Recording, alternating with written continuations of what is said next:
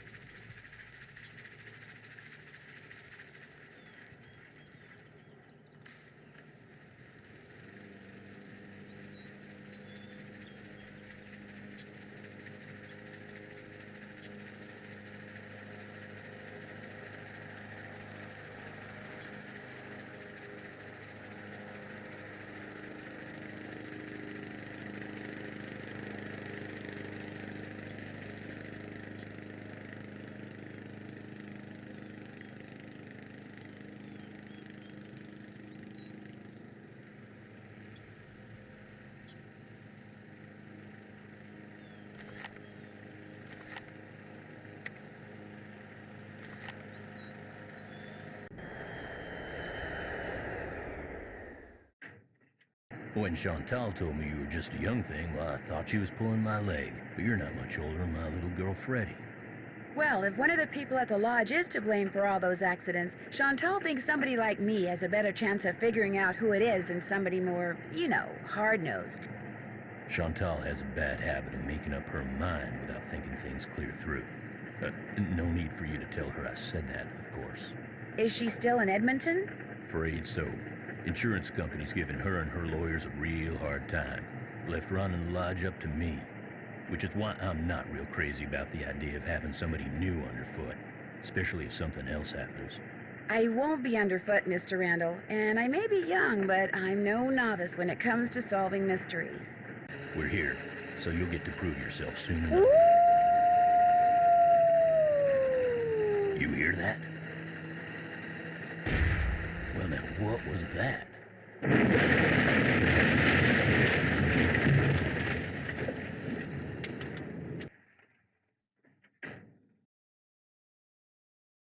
anyone in the bunkhouse when it exploded? No, ma'am. Everyone here at the lodge is accounted for. That's where Elsa and Becky had been living. Guess it was a good thing they quit after all. Elsa was my maid and Becky was my cook. Does the sheriff have any idea why the bunkhouse exploded?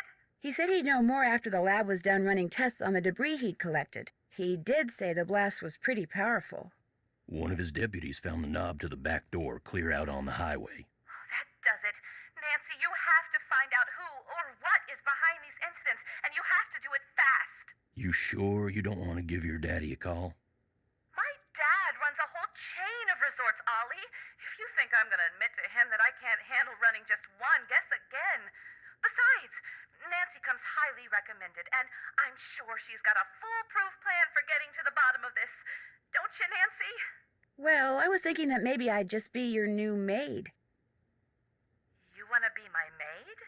That would give me access to everyone's room, and I could question people without making them overly suspicious. Oh, yeah, that's an excellent idea. All right, you're my new maid.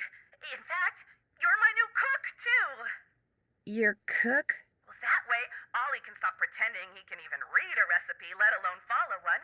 You'll have even more excuses to talk to the guests, and I won't have to pay anyone. Why, I think that's a fine idea, ma'am. Now, we're not taking any more guests until this accident thing is cleared up, so I want both of you to make sure that the 4 guests we have are well taken care of. Especially that Olympic-caliber cross-country skier from Fredonia, Yanni Volstaya. The flair he brings to the lodge is just what I need to attract the European jet-setting crowd. I'm gonna be pretty busy trying to get rid of that wolf, Chantal. We heard it howl last night, just before the bunkhouse blew up. Well, do whatever you have to, Ollie. Oh, and Nancy, I want you to call this police detective I've hired as a consultant. I put his number on the phone there at the lodge. In fact, I think you know him. Tino Balducci? I gotta go. My lawyer's here. Good luck, you guys, and keep me posted. Coming! Tino Balducci. I'll get you a master key and leave it in your room. If you need anything else, I'll be in the basement.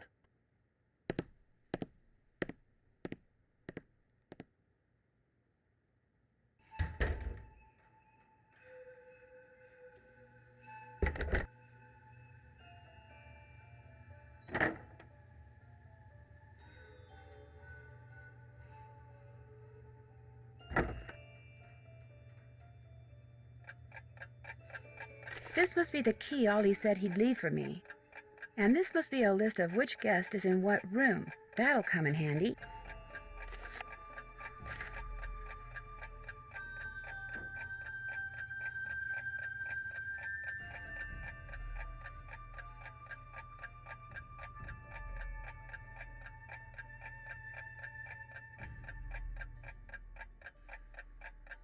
Skating pond maintenance. Oh, looks like I'm going to be doing a little bit of everything while I'm here.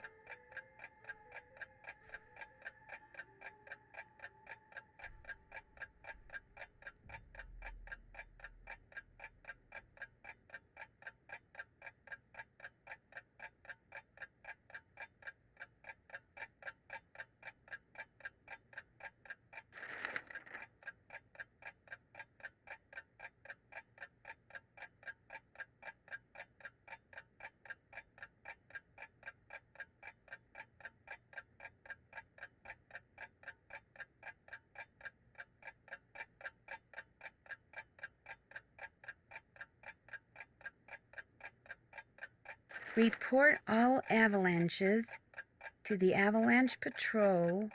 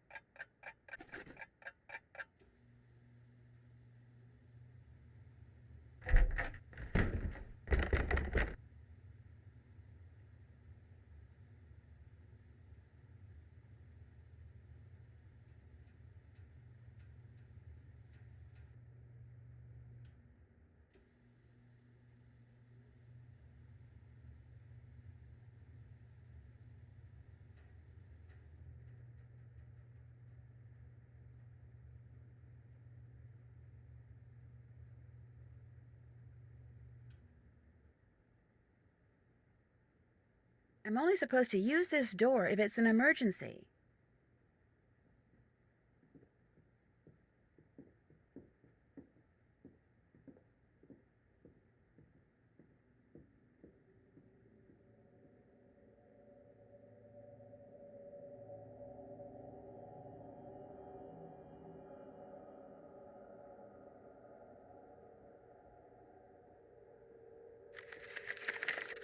Chantal, this is my formal notice of resignation. Please call me at 555-2383 if you expect any delay with the check. Elsa.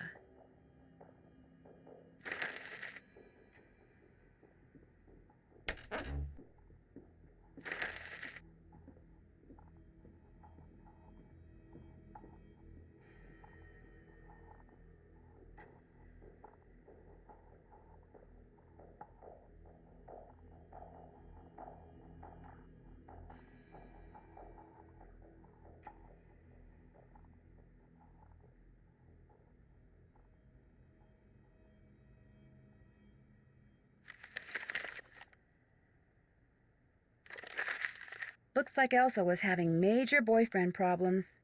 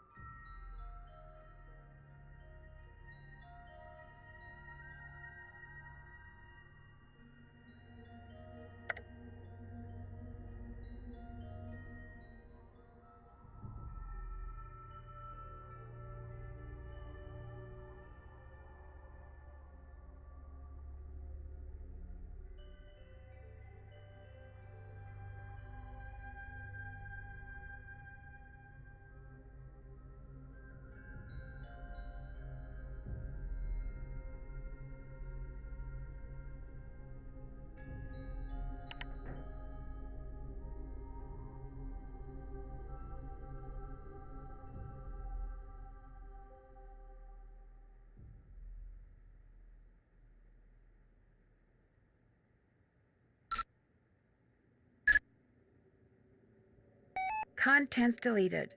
Wonder why.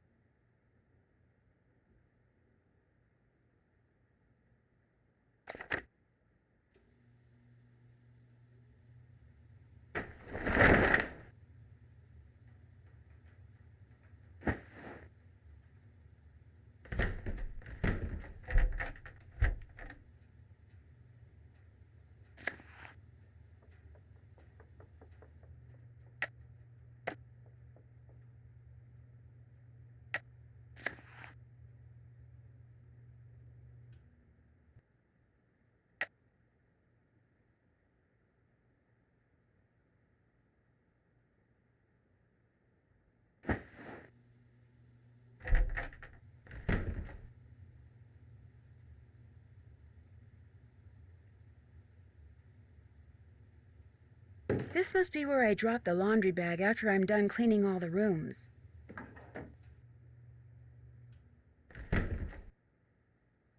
Strixtheria. What was that guy thinking?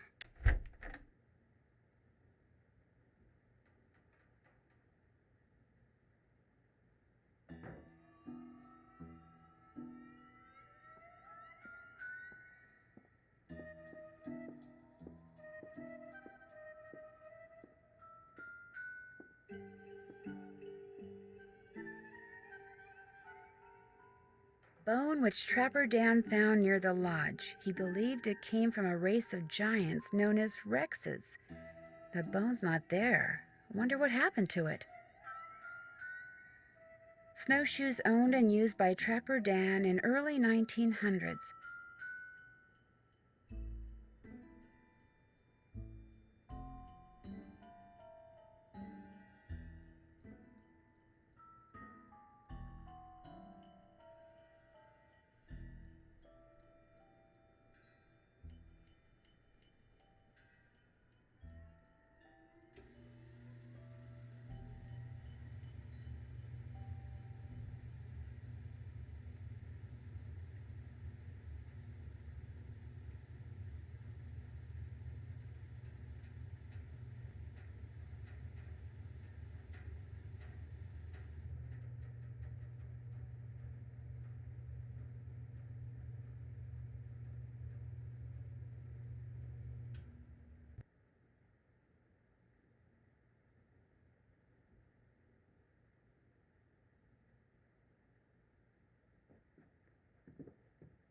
Trapper Dan's needle.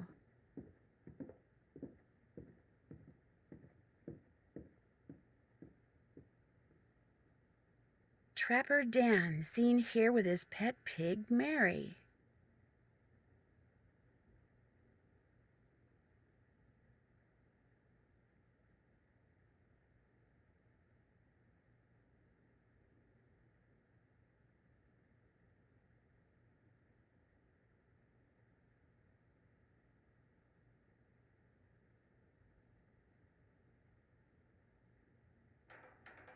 Young and old alike have stayed at Icicle Creek Lodge throughout its 100-year history.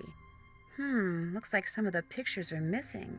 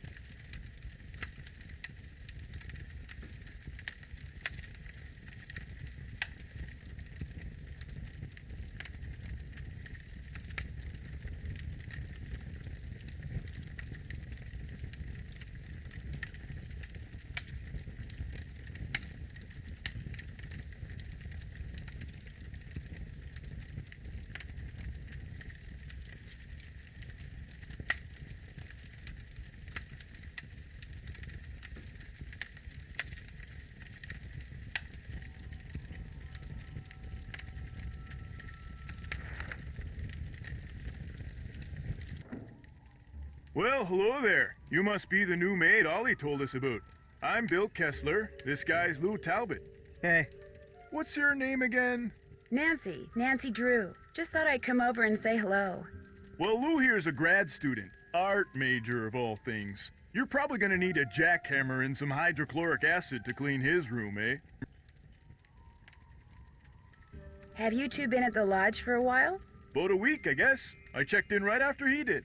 We sat down after breakfast one morning and discovered that this fox and geese game is pretty darn fun.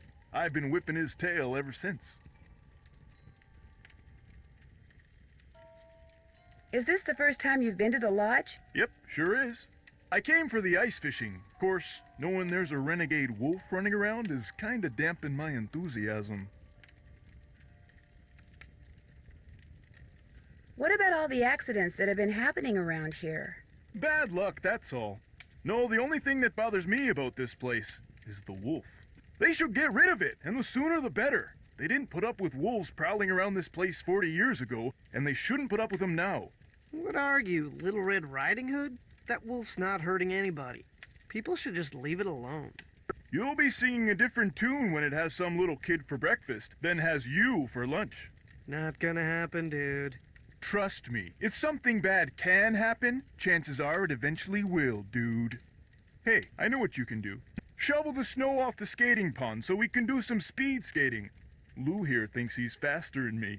You're like ancient. Of course I'm faster than you. You may have youth on your side, my friend, but I've been working construction since before you were born, which means I am more fit now than you will ever be. Get that pond shoveled so we can settle this, okay, kiddo? Consider it done. You're supposed to be shoveling snow off the pond.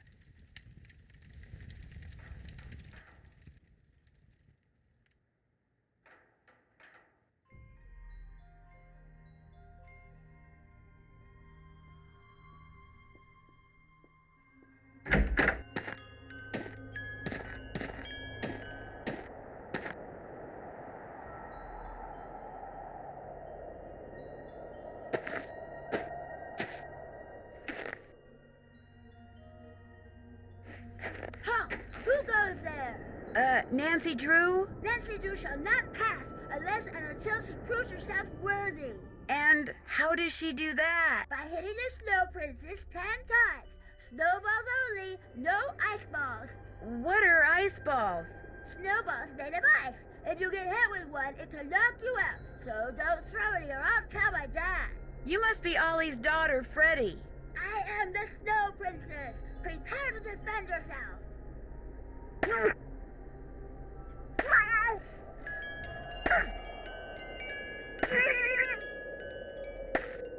Hey!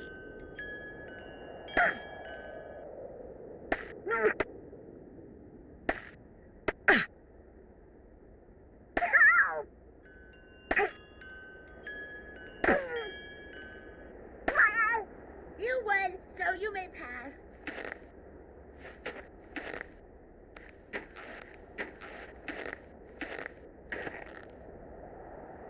The face from a clock, it's all melted. Part of the timing device that was used to trigger the bomb that blew up the bunkhouse, maybe?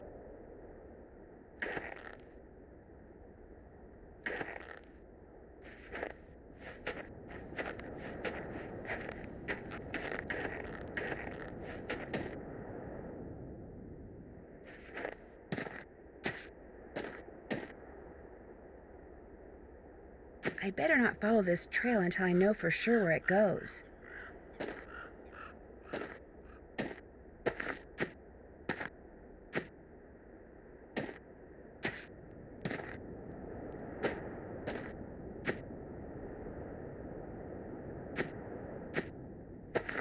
I feel warmer already.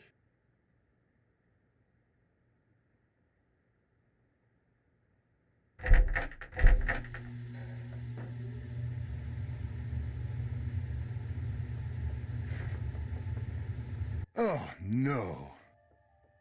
Is something wrong? You are what is wrong. Chantal said there would be no more guests to make noise at all hours and disturb my training. Yet what stands before me? A new guest. No, I'm not a guest. I'm Nancy Drew, the new maid, and the new cook. Forgive me. Allow me to start over. I am Yanni Vokstaya. I am here to train for the Eastern European Cross Country Championship. I spend my days doing interval work, drills, and isometric exercises. I follow a strict program, one painstakingly designed by a team of the best coaches in Fredonia.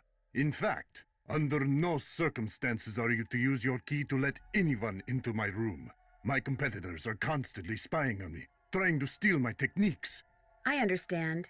No, what you must understand is this. If anything is missing or so much as out of place in my room, you can expect a visit from me, and it will not be a pleasant one. I hear that a major cross-country skiing competition may be held in this area in a couple of years. This is very true. It will rival the Olympics. I also hear that you can be pretty imaginative when it comes to gaining an edge on your competition. My competitors will stop at nothing to defeat me. I am forced to seek out and exploit every possible advantage open to me. I take no pride in some of the things I've done to bring victory to my country, but I have no choice. Have you ever seen the wolf while you were out training? No, for which I'm very grateful. In my country, in Fredonia, it is said that the gaze of the wolf will make you go blind. Really? They're creatures of infinite evil, and that is all I'm going to say on the matter. That's all for now. It has been a pleasure.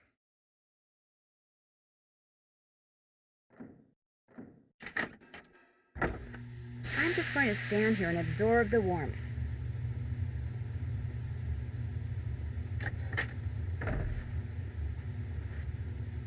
Need something? I'm just trying to get the lay of the land, or the lay of the lodge in this case. Well, this is my workshop. I'm building something that's gonna solve all our problems. A wolf trap. One that'll finish off that thing out there once and for all. You think the wolf is causing the accidents? Not a doubt in my mind. Everything was A-OK till it showed up and started howling. It's bad luck, and something's protecting it. Something unnatural. Why do you say that? Yesterday I went looking for it. I tracked it and finally found it, sitting across the creek, not 20 yards away from me, just staring at me. So I raised my rifle, drew a bead, and fired. Easiest shot I've ever taken in my life. And I missed.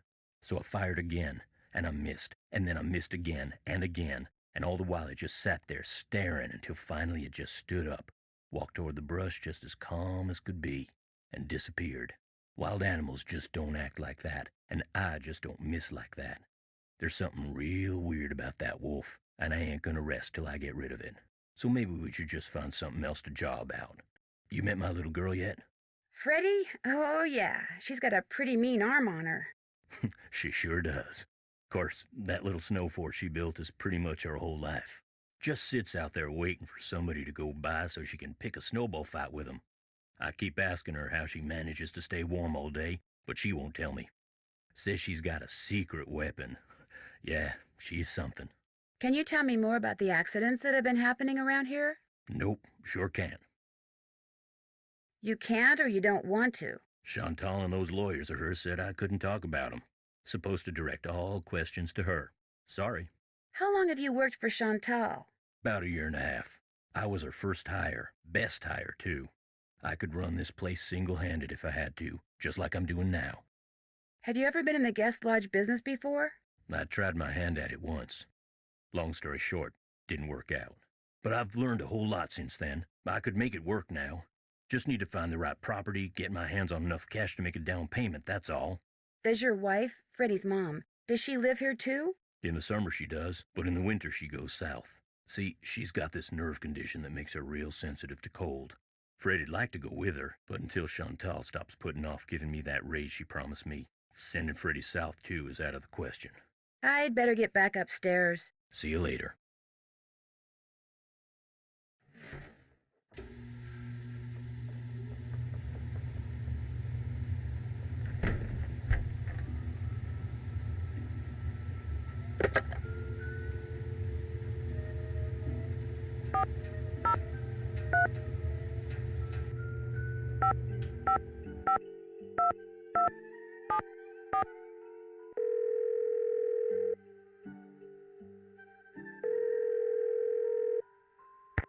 Hello?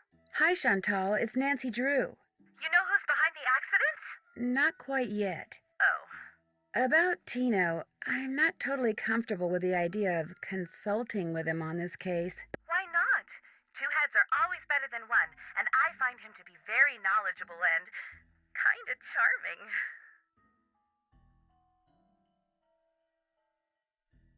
If I need any suggestions, I usually call people I trust. I insist that if and when you're stumped about something, you ask Tino to help you out. That's what I'm paying him for. You can trust him. He said that because of what happened on that train, he learned the error of his ways, and he's a better person for it, okay? Okay. Good. I'd like to know more about the accidents. I asked Ollie, but he said you said he wasn't allowed to talk about them. I didn't mean he couldn't talk about them with you. Ugh. I'll give him a call. As for the accidents, the first thing that happened was the worst. The Faringdale family and Becky the cook all came down with food poisoning and had to be hospitalized. Somehow, the potato salad got contaminated, although Becky swears it wasn't because of anything she did. I cannot tell you how awful it was. All 5 people became violently ill at roughly the same time. But were they all in the same room? Of course not. They were spread out all over the lodge. Poor Elsa was cleaning for days. And the odor? Oh my gosh. Anyway, then Carl Jenkins slipped on the stairs outside and broke his leg. Then Lou Talbot's window was broken. Then Elsa the maid's tires were slashed. Then the phone wires were cut. And then... oh yeah, and then the Southwaites were almost overcome by fumes when gas started leaking into the sauna.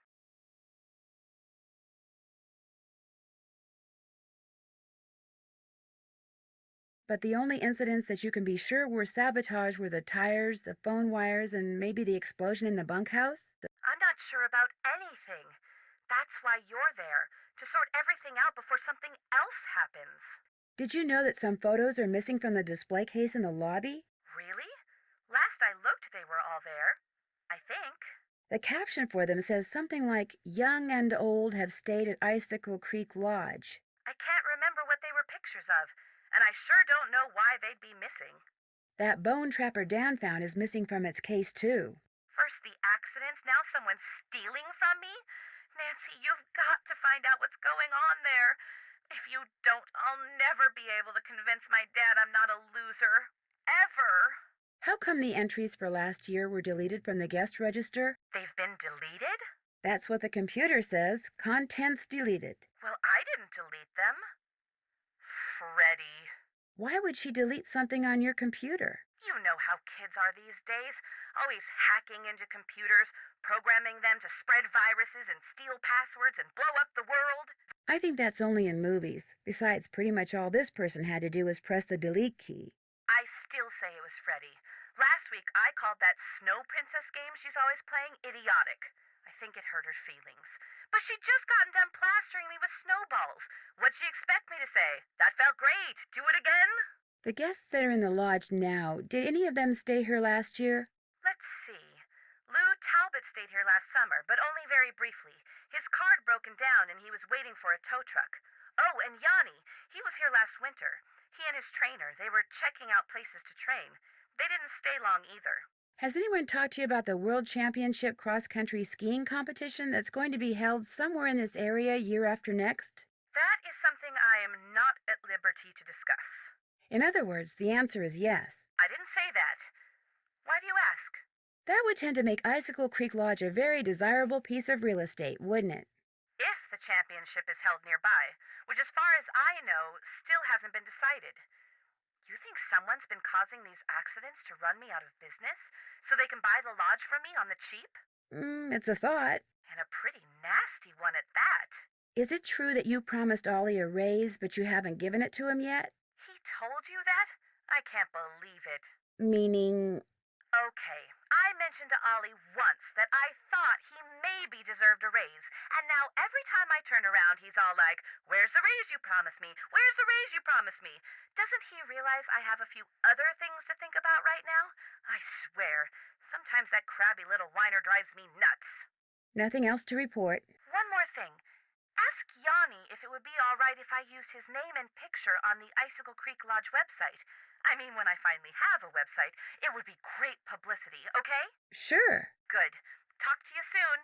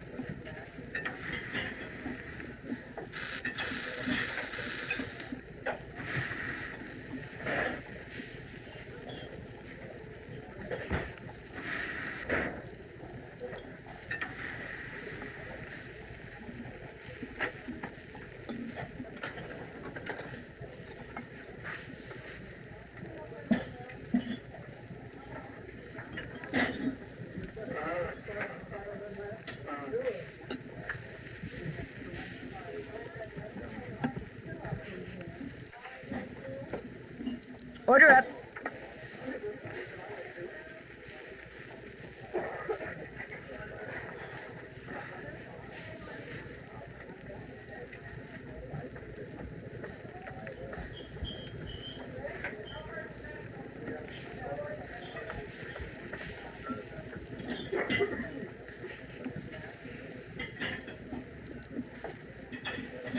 Order up.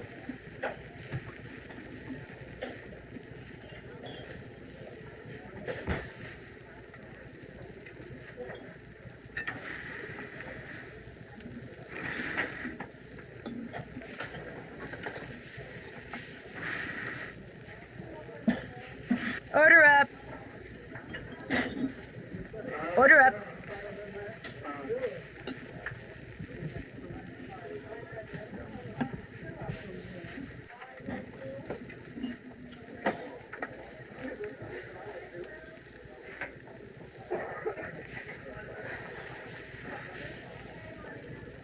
Order up.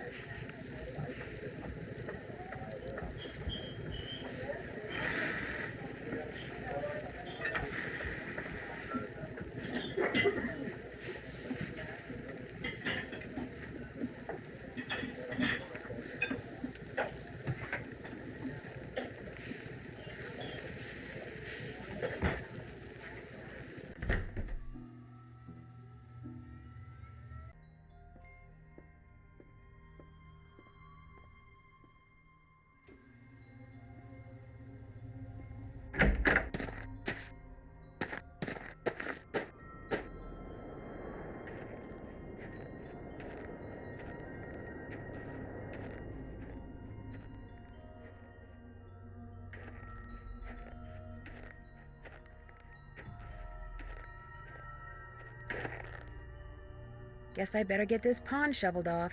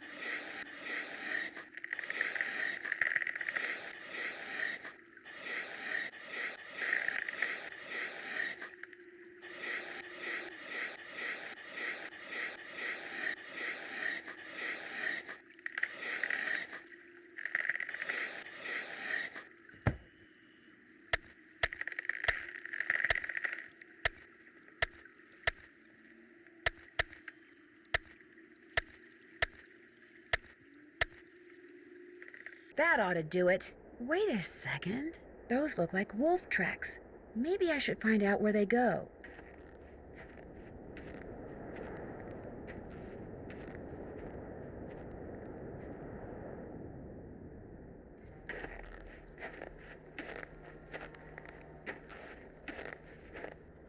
That must be Trapper Dan's needle. What's this doing here? Strange, it's halfway in and halfway out. This thing must open up somehow.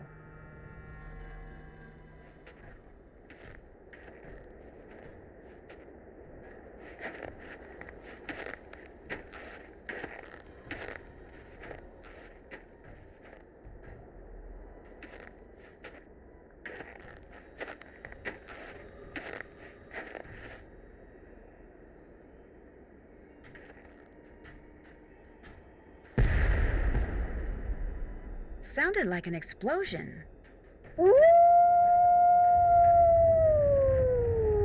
What's that noise? Oh no!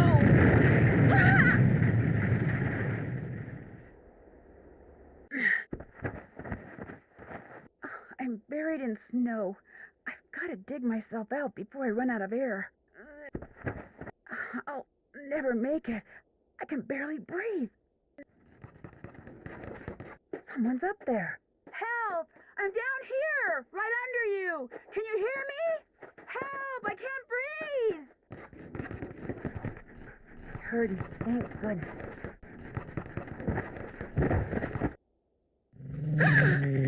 Easy. It's okay. I'm not real happy about the situation either.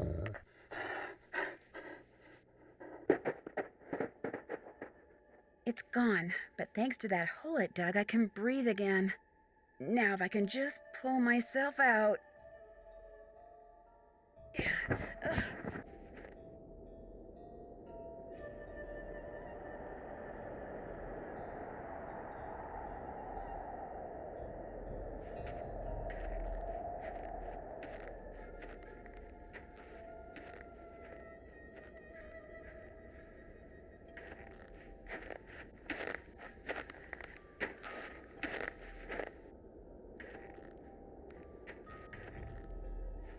This must have been made by the explosion I heard.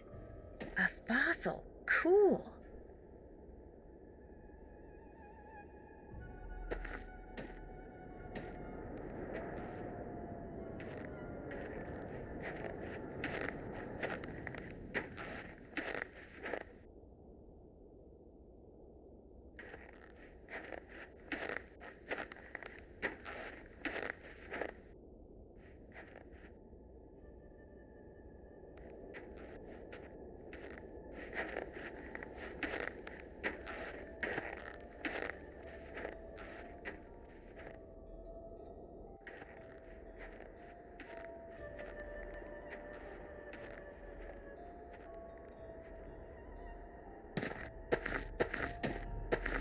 Ah, much better. I was really cold.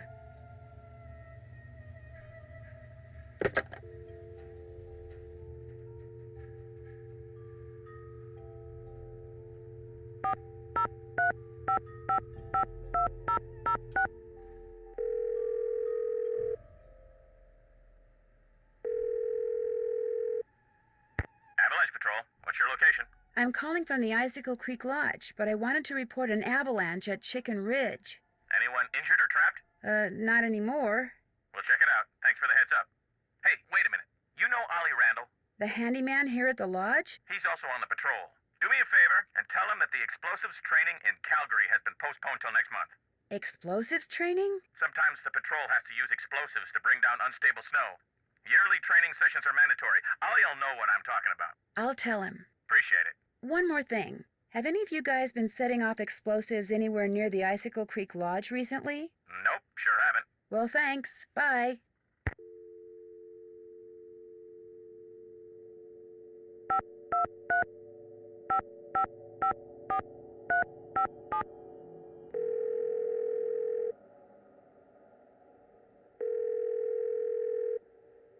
Hello? Hi, Ned. It's Nancy. Hey, Nance.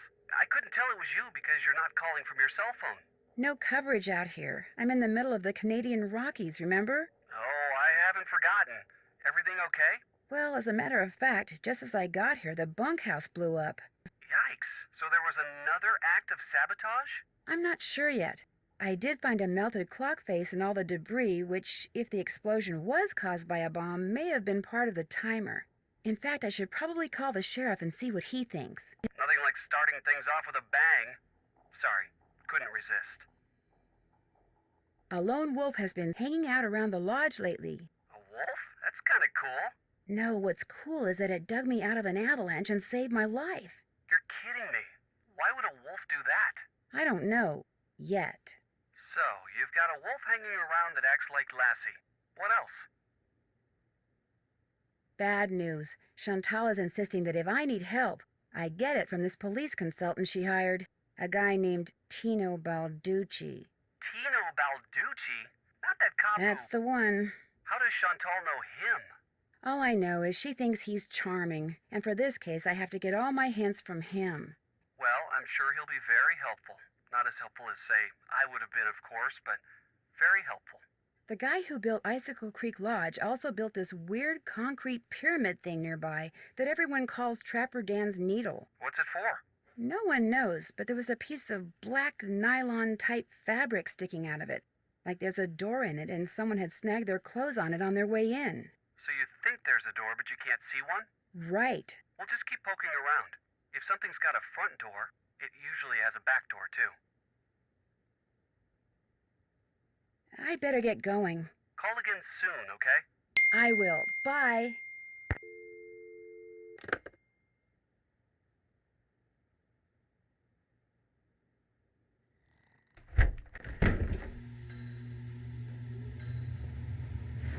Nancy, I am glad to see you. Are you all right? You seem upset. You must listen. I was outside skiing very fast, as usual, and suddenly, boom! Snow, dirt, rocks, everything went flying into the air right in front of me. There is a mad bomber on the loose. Did you see anyone? I saw no one, not before, not after. My competitors bombed the bunkhouse thinking I would be so frightened that I would abandon my training and leave. Only I wasn't frightened, so now they are trying to bomb me. Do you think they're responsible for all the accidents that have been happening around here as well? My competitors and the governments behind them, they are as desperate as they are ruthless. They are capable of anything. They can operate anywhere in the world, under all conditions. It would not surprise me if someone right here in the lodge is right now under their employ. But to them, I say, pah! They do not scare me. I am the best cross-country skier in the world. I will neutralize their petty threats with my excellent strength, skill, and speed. I am sorry. Enough about my problems. Did you want something?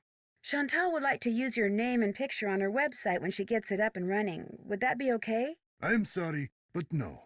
Oh, well, so much for that. That's all for now. It has been a pleasure. Oh, before I forget, Chantal called. Told me I can answer any questions you might have about those accidents after all.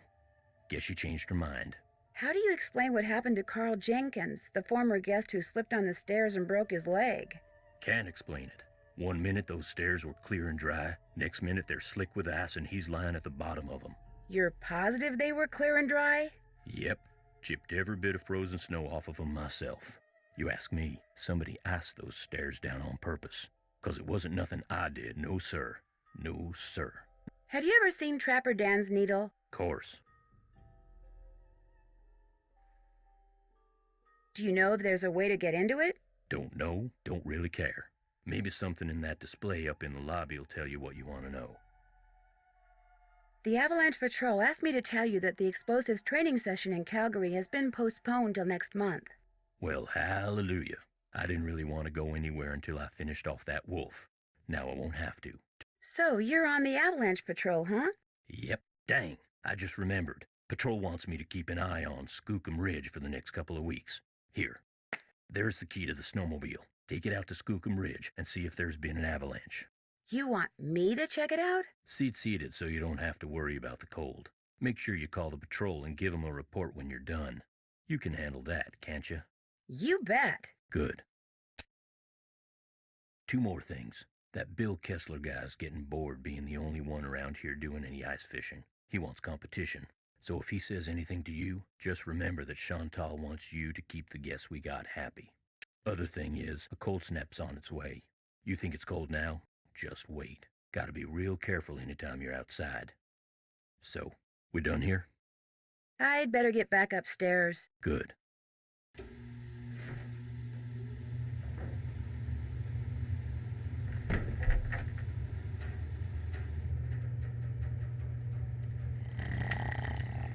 Nancy! Hey, got a proposition for you. Ever been ice fishing? No. Well, you're about to. Here's the deal. I need some competition, so I want you to go out there and try to catch a bigger fish than I caught yesterday, which means you gotta catch a 2-foot northern pike. Now, it's a bit of a hike out to the lake, but the shack is solar heated, so it's nice and warm inside. So what do you say, kiddo? You game? Anything to make you guests happy. Atta girl. Are you by any chance related to Rolf Kessler, the guy who used to build carousels around the turn of the last century? No idea. Well, sorry to bother you. Anytime you want to talk, just wake me up. Well, who are you? My name's Nancy Drew. Perhaps what I should have asked, Nancy, is what are you? You're obviously much too young to be a paying guest. I'm the new maid. Oh, the new maid, thank goodness. I was wondering how much longer the owner expected us to endure these conditions and still pay full price. How long has Elsa been gone? 2 days, I think. Maybe even 3. I don't know. It's all a blur of dirt and dust and soap residue. My name is Guadalupe Comillo.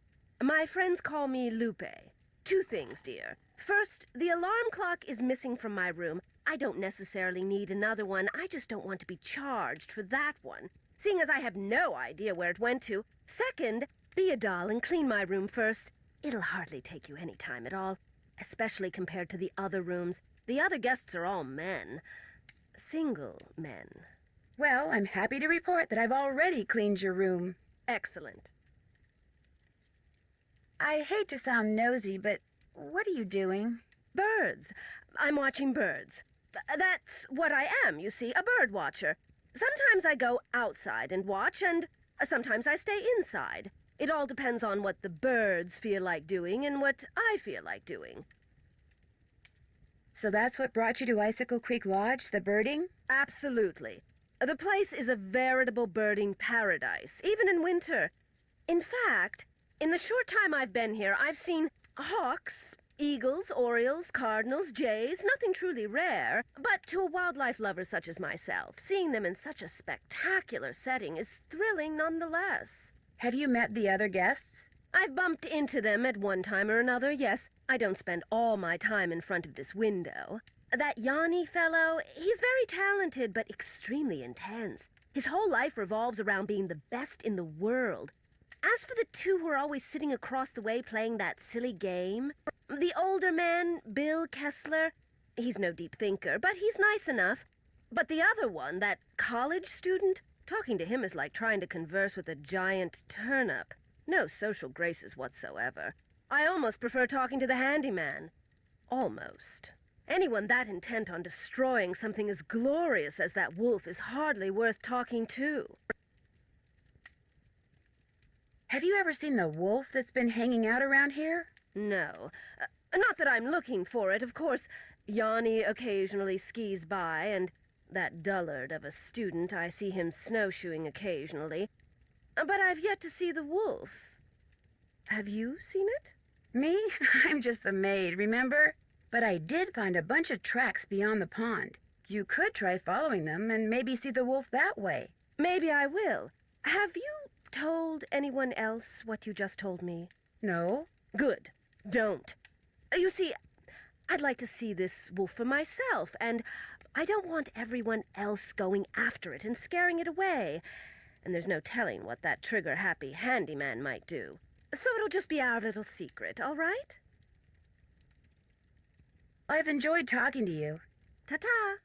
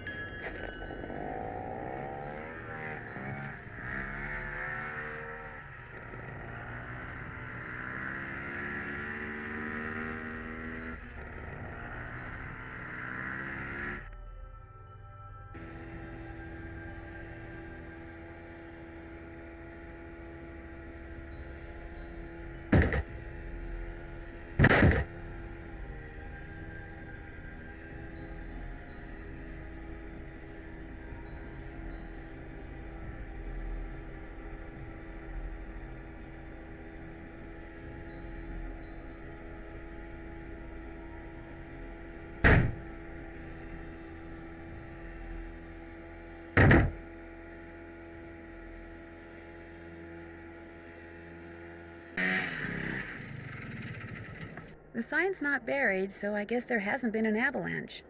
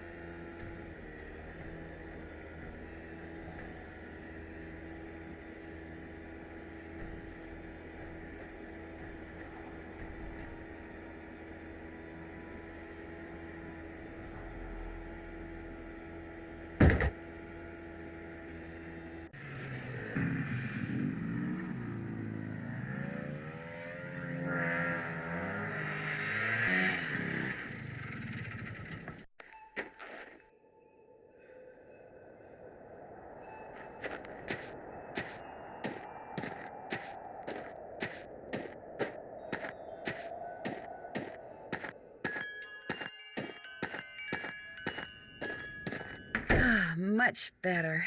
I was really cold.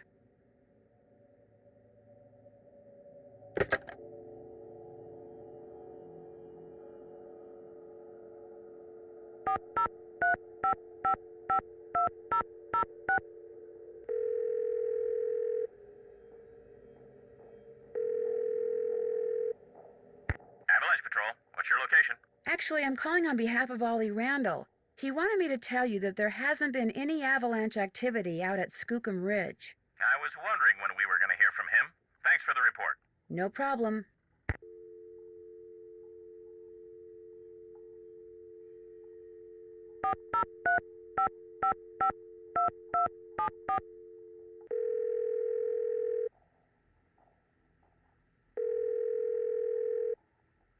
Hello? Hi, Chantal. Nancy! Listen, before I forget, Ollie called and said that one of the guests, that Bill guy. Bill Kessler. Kessler, right. Apparently he's been agitating for someone to compete against him in some kind of ice fishing contest. I know. He asked me and I said I would. Good, because as I said before, you and Ollie are to keep what few guests we have at the lodge happy. If they want you to go ice fishing, I want you to go ice fishing. So, what else is going on? I better get back to work. Good. Talk to you soon.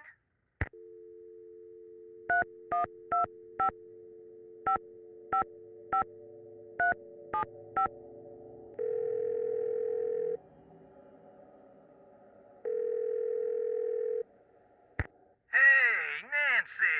I was wondering when your number there was going to show up on caller ID. This is Tino Balducci. Remember me? From that last train to Blue Moon Canyon we went on? Yeah, I'm the one who helped you find that long-lost treasure. I'm not sure helped is the right word, Mr. Balducci. Please, call me Tino. In fact, Tino, I'm a little surprised you're still in law enforcement, considering some of the unethical, if not illegal, stunts you pulled back then. Hey, that's all behind me. Ancient history. Water under the bridge. So, looks like we're gonna be working together on this sabotage thing, huh? Looks like. Well, you'll be happy to know that I'm working on something that'll pretty much crack this case wide open. But in the meantime, what can I do you for? I'm curious, how do you know Chantal? Friend of a friend heard about all the problems she was having up there and immediately figured she could use my crime-solving expertise. So I gave her a call, we had lunch, we hit it off, and bingo. I got myself a new client. How many clients do you have? I have enough. I mean, you go spreading yourself too thin in this business, and the next thing you know, crime out the wazoo. Hey, look, you sure you don't need a hint or something? Nope, I'm good. Oh. Well, Chantel hired me to be at your disposal, so you know where to find me. Arrivederci. Bye.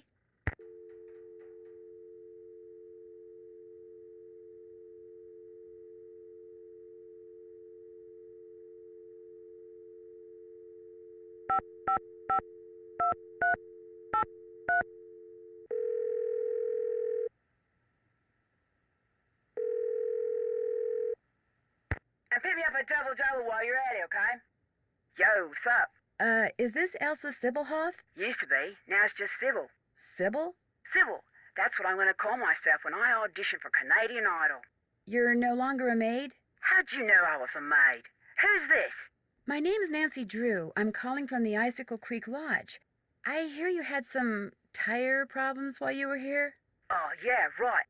It was that wolf. I heard it howling one night, and the next morning I went outside, and it just ripped my tires apart, every single one of them. That place is jinxed. I had to quit. Working there was just plain dangerous. So, if you're trying to deny my unemployment claim, forget it. I had every right to leave that job. No, I'm just trying to get additional information, that's all. Oh, well, bad stuff was happening all over the place up there. One guy fell down the stairs and broke his leg, his whole family got food poisoning, and now I hear they got bombs going off up there. It's just a bad place to work, you know? My unemployment claim is totally legit. Your tires getting all torn up like that didn't have something to do with L, did it? L? L, as in I'm going to sell your collection of troll dolls on eBay? You found his stupid letters. Okay, so it was Larry. My insanely jealous ex-boyfriend. He got all crazed when I couldn't take time off to visit him and slashed my tires, the psycho. I blamed it on the wolf so I'd have a legitimate reason to quit and get on the pokey for a while. I just needed some time off and some cash, just enough to jumpstart my career, you know? Because I got talent, I really do.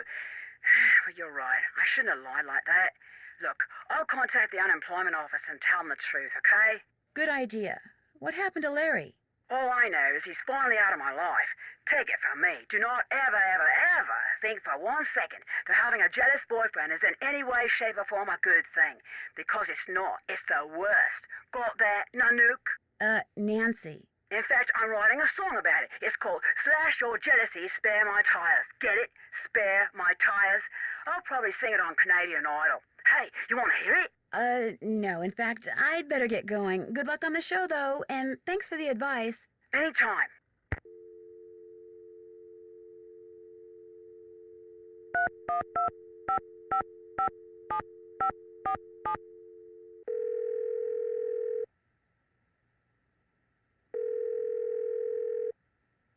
Hello? Hi, is this Mr. Jenkins? Yeah, this is Carl. Nuts. Missed you. Well, my name is Nancy Drew. I heard that you had an accident at Icicle Creek Lodge and wondered if you could tell me a little more about it. Not much to tell. Take that, Captain Keen. I went there to do a little ice fishing, and I slipped going down some stairs and fractured my tibia in 2 places. Can't work, can't go out. All I can do is sit around and play this stupid video game. Oh, no, you don't. I understand the stairs were a little icy. They were covered with ice. I was lucky I didn't fracture my skull. Yes. Hey, look, I'm about 4 laser strikes away from ruling the Gargoylian Galaxy, so I gotta go, okay? You got any more questions? Check with the people at the lodge. Gotcha!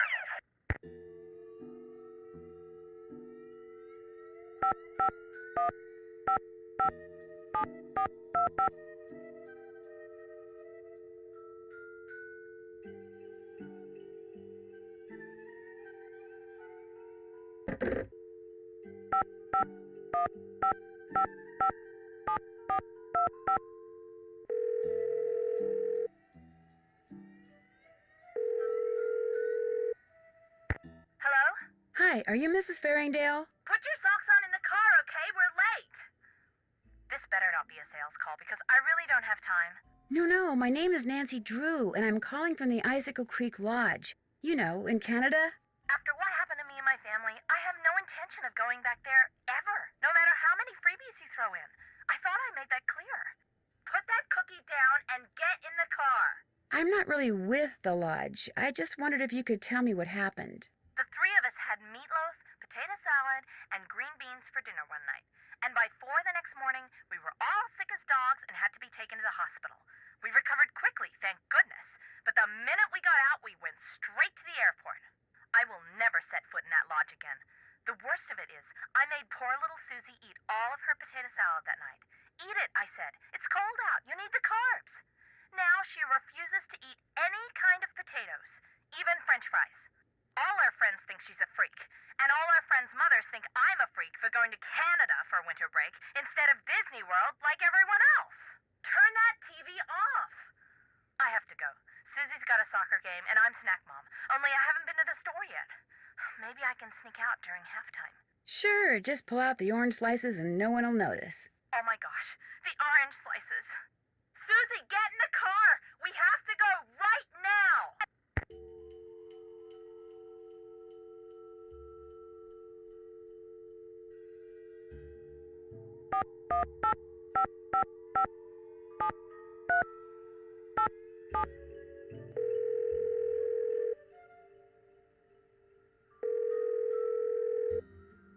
Hello? Hello? I've got it, sweetheart.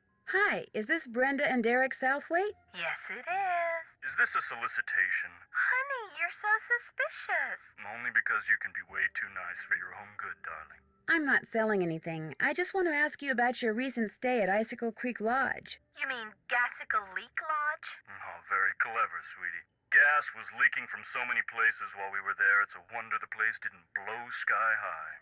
I heard something about your almost being overcome by fumes in the sauna. Well, we had just gone ice skating, so we decided to warm up in the sauna. So we were sitting in there, and everything was fine until both of us started feeling a little woozy. We started feeling a lot woozy. And the next thing we knew, that Russian skier came in. Actually, I think he was Slovakian. The point is, he told us he smelled gas and thought we should get out, so we did. Barely. By that point, the fumes were making us both ill, if you know what I mean. That poor skier. By the time he helped us get out of there, he was almost as green as we were. Awful experience. Horrible. And it was our honeymoon. At least the owner had the decency to give us a full refund. Oops, the shuttle's here, sweetheart. We're off to Aspen. Kind of a second first honeymoon.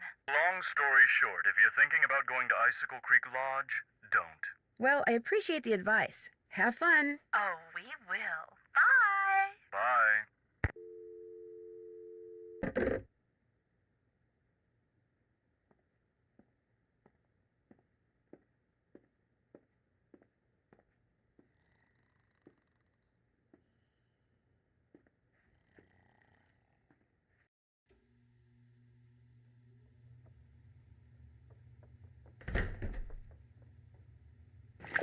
Cheeseburger.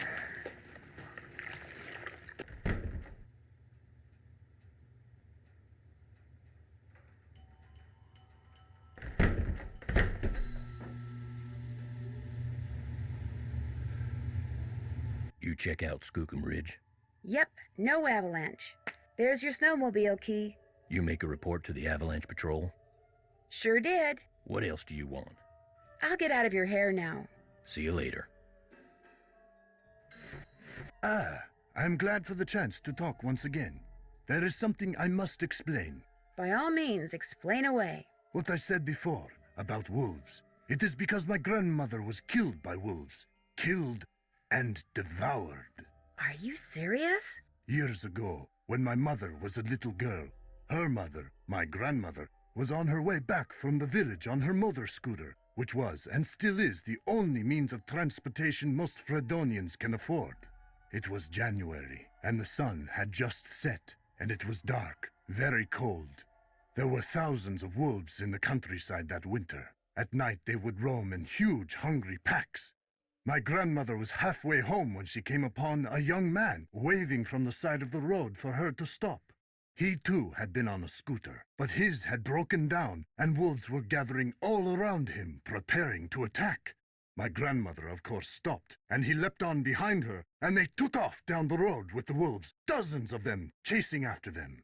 But with two people riding it, her scooter was slow, much too slow, and the wolves soon caught up with them.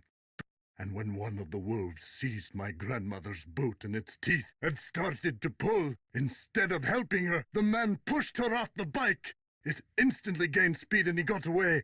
My grandmother, set upon by the wolves, did not. That's terrible. Tormented by guilt, the young man eventually confessed. He went to prison for several years, and the wolves were hunted year-round until the countryside was rid of them. But the damage was done. And so, I'm happy to talk to you about any subject except wolves. About them, I have nothing to say. Thanks for taking the time to talk to me. We'll talk again, I'm sure.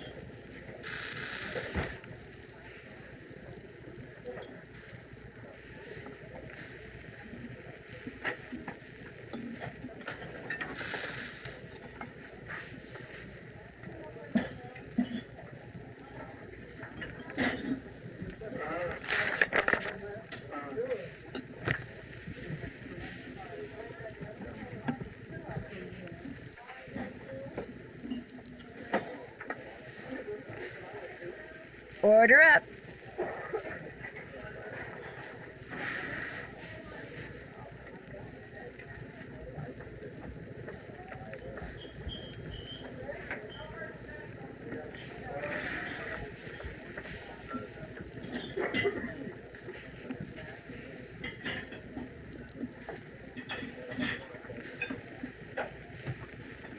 Order up.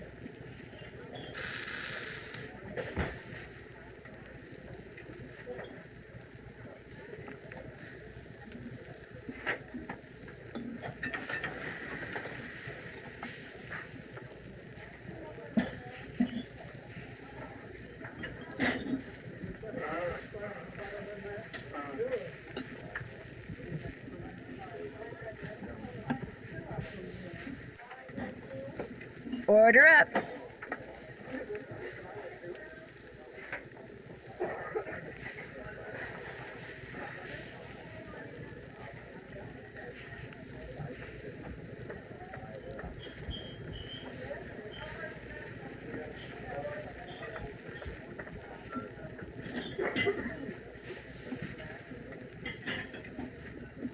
Order up.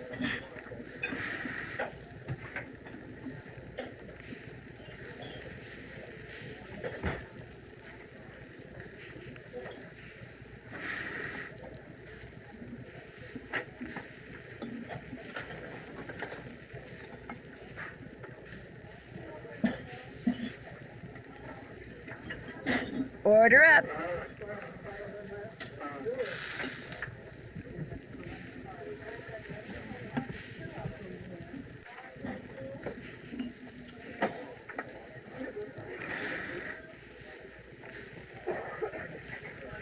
Oh, and by the way, don't go adding paprika to Lou Talbot's food anymore. He hates paprika.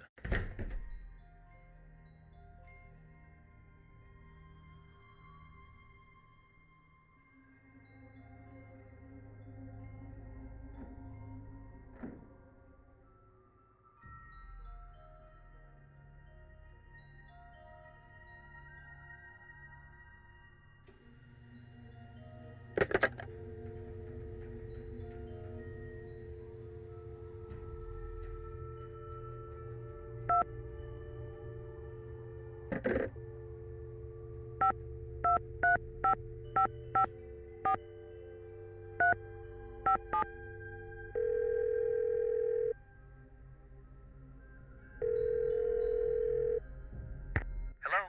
Me again. So, how's it going? Yanni Volkstaya, the cross-country skier? Someone threw a bomb at him while he was out on the slopes training. A bomb? You mean like a grenade or something? Whatever it was, it left a small crater. I saw it myself. Why would someone do that? From what I've read, Yanni is a pretty ruthless competitor. He's probably made a lot of enemies. In fact, he's convinced that his competitors are the ones who blew up the bunkhouse. He thinks they were trying to intimidate him. And what do you think? I think he's just being paranoid. Someone may be using explosives around here, but I really don't think they're doing it just to get rid of Yanni Volkstaya. Then why are they using them? That I intend to find out. Good idea. Are you familiar with a book by Jack London called The Call of the Wild? Sure, it's about a dog who winds up leading a pack of wolves. It's a classic. Why do you ask? Because I found a copy of it in Lou's room. Interesting. Maybe he's got something to do with the wolf that's been lurking around outside the lodge. I kind of doubt it. I mean, he does stick up for the wolf, and he could be up to something outside besides snowshoeing. But if he is, I doubt it involves the wolf. I can't see Lou dealing with animals. He's just too laid back. So the fact that he's reading that book is just a coincidence.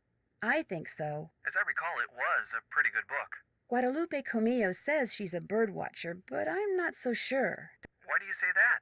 For one thing, most birders will go on for hours about the birds they've seen or the birds they want to see, but not her.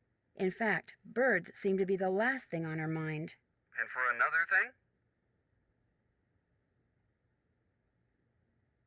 The alarm clock from her room is missing. So, she's not a bird watcher because she sleeps in? The melted clock face I found and the debris left behind when the bunkhouse exploded, remember? The one that could have been part of the timing device? Do you think it could have been Guadalupe's? You think she's the one who blew up the bunkhouse? Hey, women can blow things up too, you know. At the very least, they can help blow things up. Whatever you say. Ollie's on the avalanche patrol, which means he knows how to handle explosives. Could he be the mad bomber? He's got the temperament for it, I can guarantee you that. What I'm not sure about is why he'd be the mad bomber. Although he did mention that he wanted to get back into ranching for himself. What's stopping him? No property and no cash. Which reminds me, Chantal hasn't gotten around to giving him the raise she promised him. He seemed a tad bitter about that. Maybe he figures if he wreaks enough havoc around there, Chantal will shut down the lodge and sell it to him for next to nothing. Not only will he get property, he'll get revenge. You really think she'd sell the lodge to Ollie? Of course not, but if Ollie thinks that, he could easily be your guy. That's all I have to report. You can call me anytime. Got that? Got it. Bye.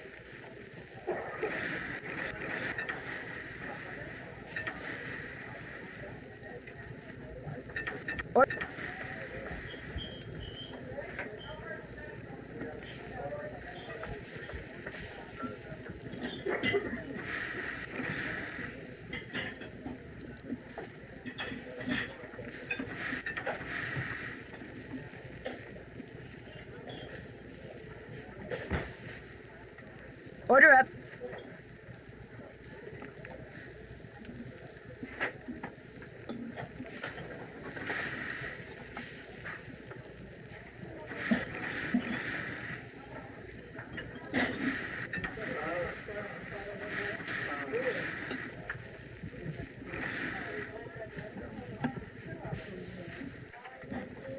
Order up.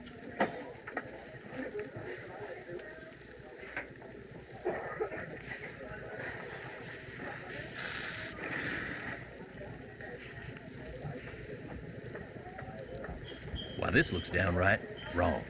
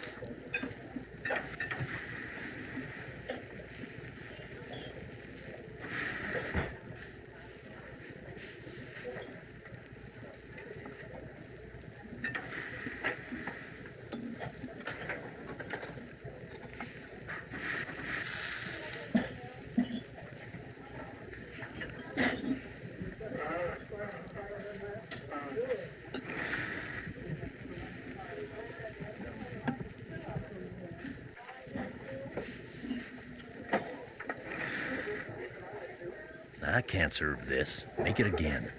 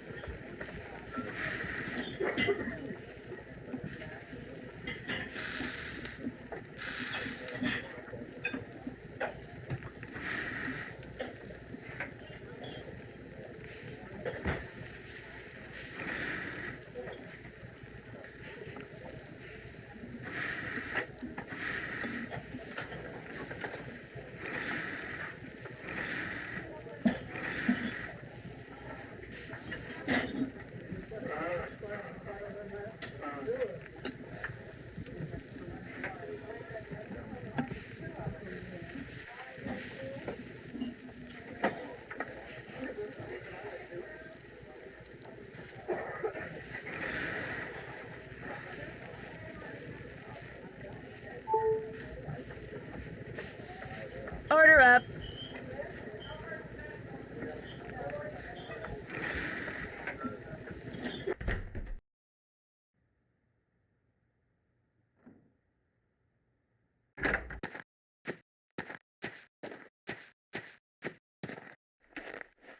Stop! How dare you trespass here? You shall pay for your insolence.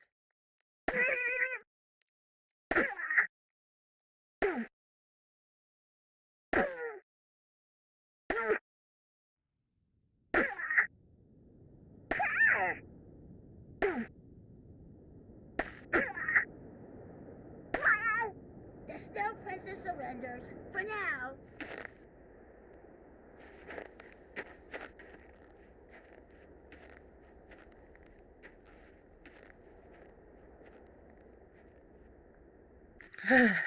I'm starting to get really cold.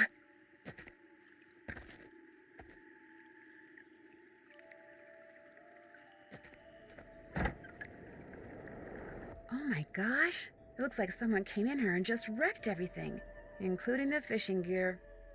So much for catching a 2-foot northern pike. Left behind by whoever trashed this place, maybe? 202-555-7237. That's a U.S. phone number.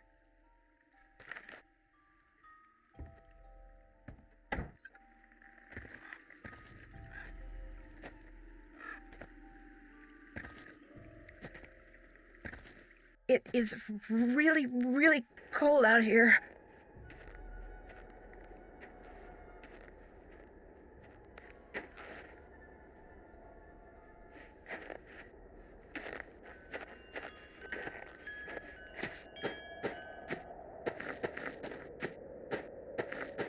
Ah, warm again. Somebody left me a note.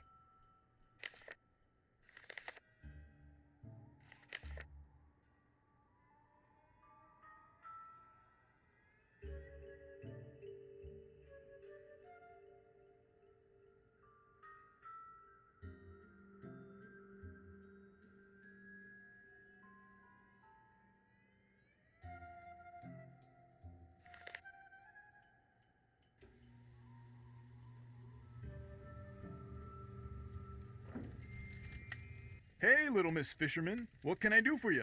I hate to tell you this, but someone wrecked all the fishing gear that was in the fishing shack. What? You're kidding. So my gear's ruined? Yes, was that your only equipment? Wait a minute. Ollie ice fishes. Go ask him for a hook and line, and don't take no for an answer. I'll see you two later, okay? Okie dokie. What's up? So you go to school in California? Yep. University of California at Brea. Is this your winter break? Yeah, I just figured I needed a change of scenery. How'd you hear about this place? What is this, like the Spanish Inquisition? Hey, give her a break. She's just trying to make pleasant conversation. Oh, right. My car broke down on my way to Lake Louise last summer. Pulled in here to wait for the tow truck and figured it'd be a cool place to visit during the winter, so here I am. What inspired you to become an art major? Dirt. I beg your pardon? I create works of art by manipulating naturally occurring geophysical substances like dirt. Sometimes I just use my hands, but most of the time heavy machinery is involved. Oh, brother. Nobody understands my art. But that's cool. To be great is to be misunderstood. FYI, Ralph Waldo Emerson said that. So, you like to snowshoe? I like doing stuff outside. Snowshoeing's about all I can afford. Is it a hard sport to learn? You don't learn how to snowshoe. If you need to get through snow that's too deep to walk through, you slap on some snowshoes and you just do it. What do you think about all the weird things that have been happening around here? I think they're kind of cool.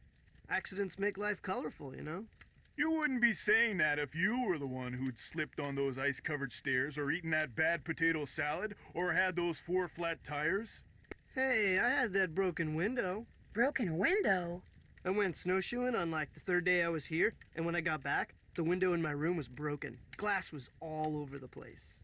Was anything missing from your room? Nah, it wasn't a burglary. It was like the window just decided to break. I mean, there was no rock on the floor, no bullet, no nothing. It was the wolf. Tried to jump up into your room, but didn't quite make it. That's bogus, dude. My room's on the 2nd floor, and besides, wolves don't do stuff like that. Hey, that wolf does a lot of stuff wolves aren't supposed to do. That's why it needs to be hunted down. It's just doing its thing, man. Get off its case. Anyway, my window broke and nobody knows why. Pretty awesome, huh? Do you ever see anyone else when you're out there snowshoeing? I see that Yanni guy sometimes. I'll be plodding along and he'll go zooming by. Those skis of his are like rockets, man. He's all like zippy zoom. Do you ever hear explosions? Yeah, and they freak me out. It doesn't take a very big sound to trigger an avalanche. And when you're out there by yourself, nothing will ruin your day faster than a couple of tons of snow roaring your way at 100 miles an hour. Tell me about it. I'll catch you later. Ditto, dude.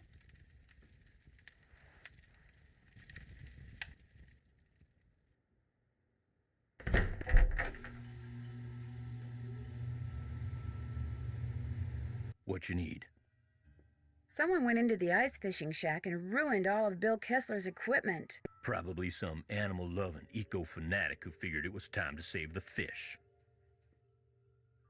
Problem is, Mr. Kessler still insists that I try to catch a 2-foot northern pike. Say no more. There's my tackle box. It's all yours. Kessler tried to rope me into competing with him, but I can't very well do that when you've got my hook and line now, can I? No, I don't suppose you can. What else do you want? I'll get out of your hair now. Good.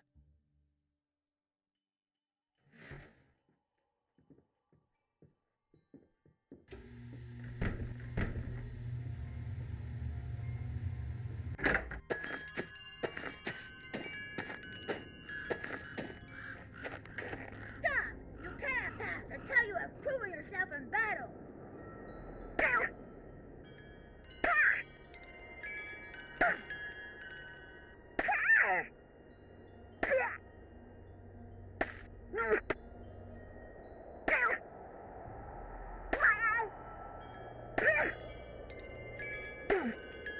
You win.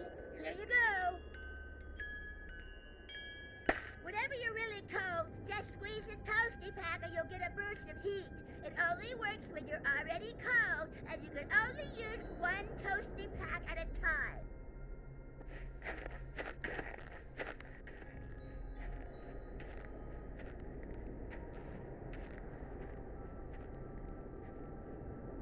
It is really, really cold out here.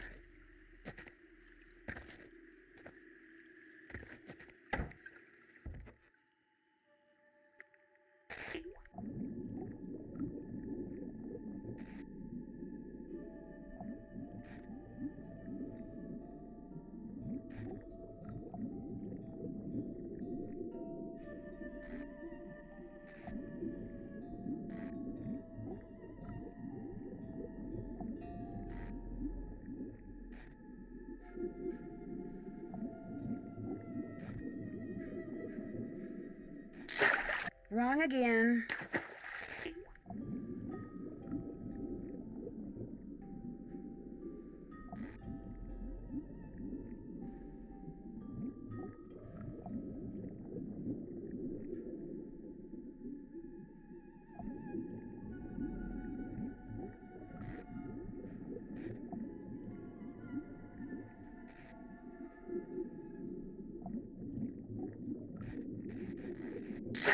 I broke my line.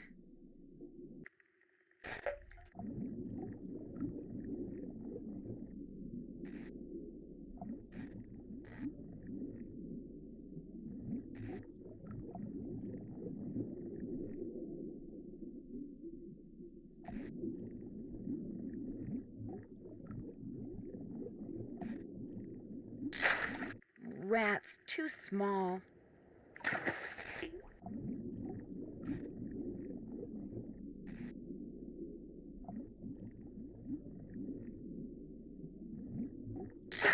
Doesn't quite measure up.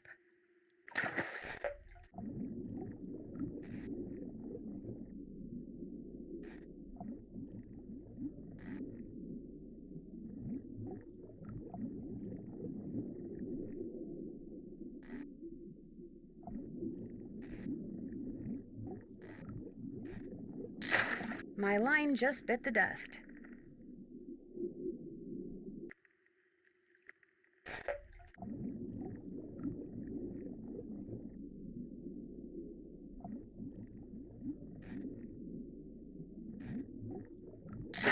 There we go, a 2-foot northern pike. No more fishing for me.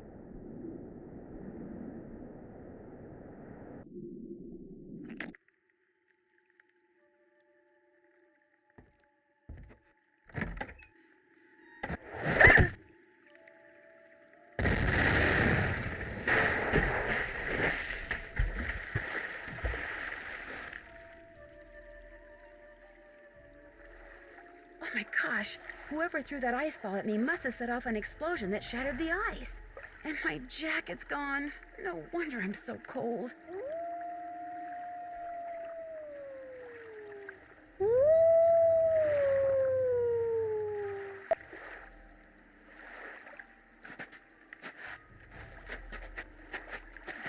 A coat. I need to make it to shore by jumping from ice floe to ice floe and put on that coat before I freeze to death.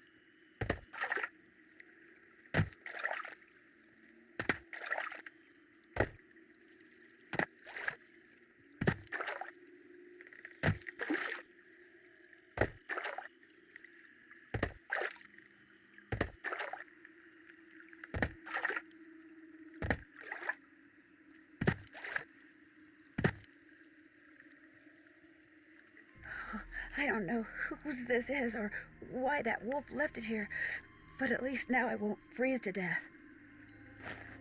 Ah, much better. I was really cold. There's a note in one of the pockets.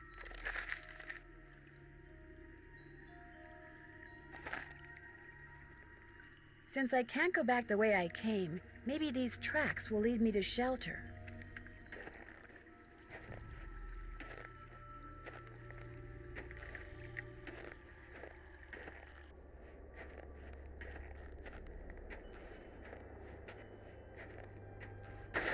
Avalanche Ridge. Ugh, not exactly reassuring. The snow's so deep, I'm sinking up to my knees. Ski tracks, probably Yanni's. I bet if I follow them, I'll wind up back at the lodge.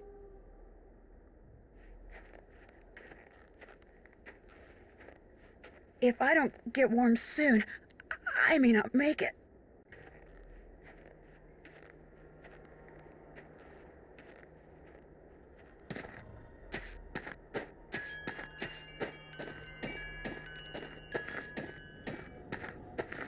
feel warmer already.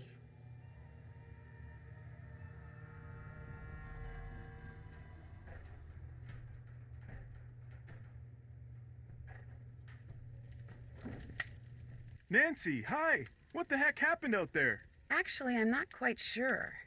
I walked out to Icicle Lake to see how you were doing in the fishing shack, only there wasn't any fishing shack. There wasn't even a lake. The ice was all busted up like somebody dropped a bomb on it. All I know is after I caught that 2-foot northern pike, I walked outside and someone knocked me unconscious with an ice ball. The next thing I knew, there was an explosion and I was on an ice floe in the middle of the lake with no coat and no fish. Somebody decked you with an ice ball and blew up the lake? Holy moly! Probably you. Couldn't stand the thought of losing to a girl. Har har. The good news is you're okay. The bad news? No more ice fishing. Well, I'll let you get back to beating Lou. See you later.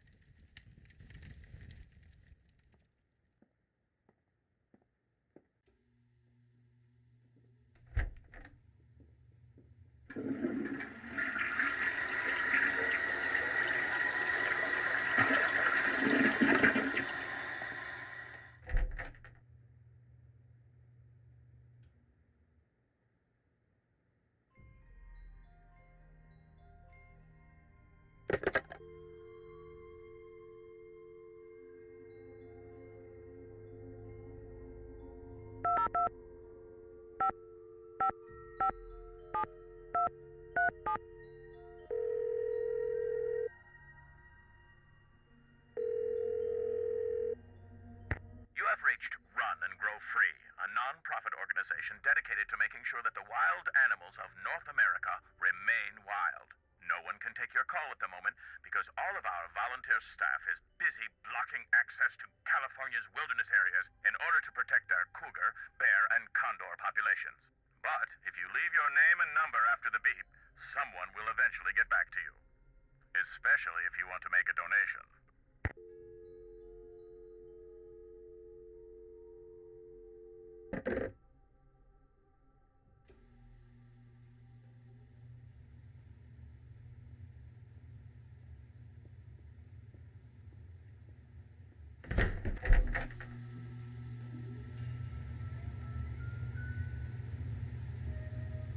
What you need? I'll get out of your hair now. Keep me posted.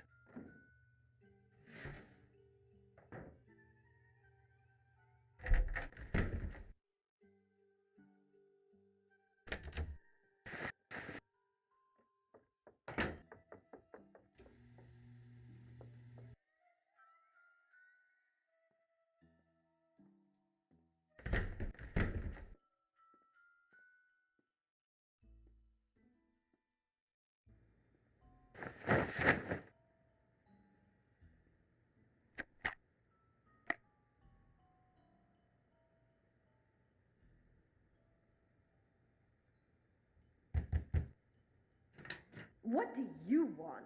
You messed with my rifle, didn't you? This I gotta hear. Excuse me? This fax just came for you. It's from the wacko left-wing wildlife gang that paid you to screw up my rifle so I'd miss that wolf.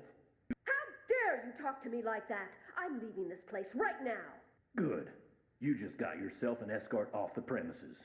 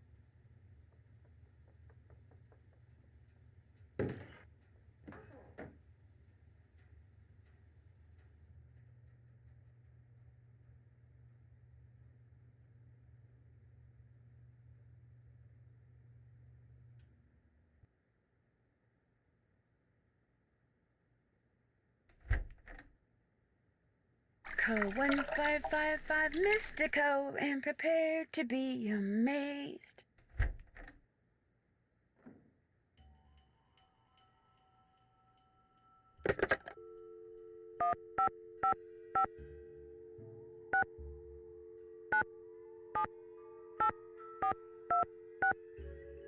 Who dares disturb the concentration of Mystico the Magnificent?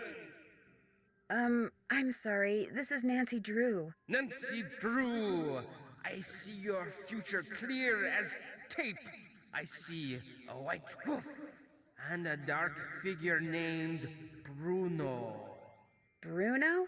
But beware, Nancy Drew, the wolf will only lead to danger and intrigue. Cool. I mean, yes, Mystico. The Magnificent. Huh? You're supposed to say Mystico the Magnificent. Oh, right. Yes, Mystico the Magnificent. So, Nancy Drew, what secrets from the beyond do you seek? A hint. Ah, what do you think I am? An insurance salesman, a pair of underage detectives, a star-struck teenager, a washed-up police officer, an elderly housekeeper, a parrot? You have incurred the wrath of Mystico. From this moment forward, bad luck shall creep behind you like a malevolent shadow. Mystico has spoken.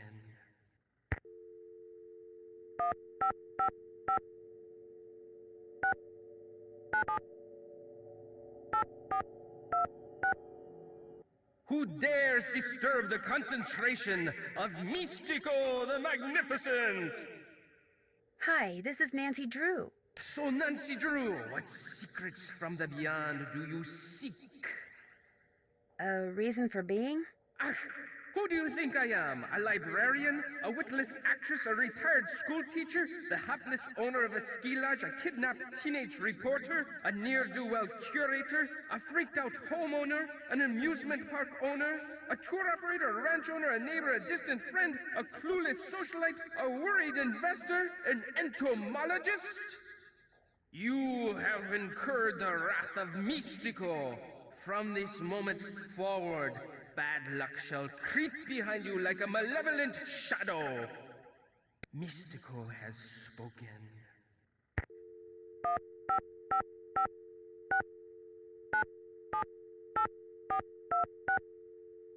Who dares disturb the concentration of Mystico the Magnificent? Hi, this is Nancy Drew. So, Nancy Drew, what secrets from the beyond do you seek? Some spice in my life?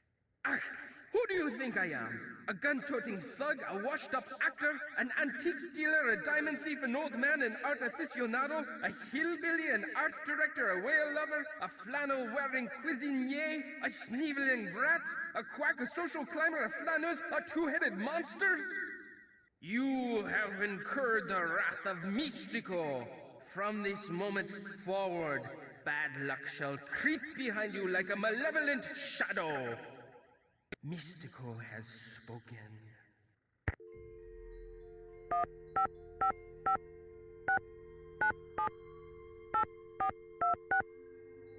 Who dares disturb the concentration of Mystico the Magnificent? Hi, this is Nancy Drew. So, Nancy Drew, what secrets from the beyond do you seek? To be hypnotized. In time, in time. Okay, then how about something very special? A wise choice. Return to the icy depths, and there you will discover the jewel of the deep blue sea. Mystico has spoken.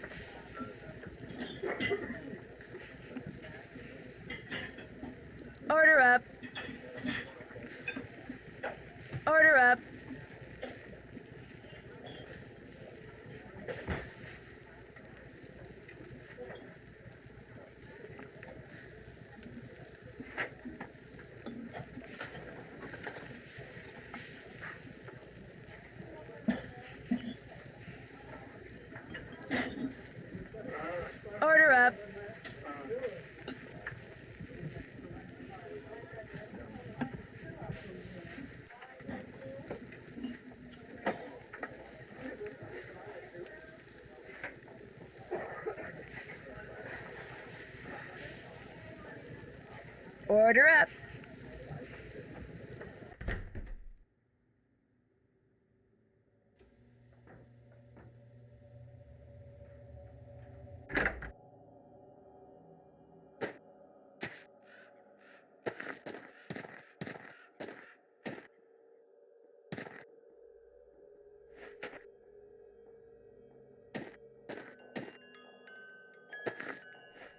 Halt! The battle for the kingdom of the Snow Princess begins!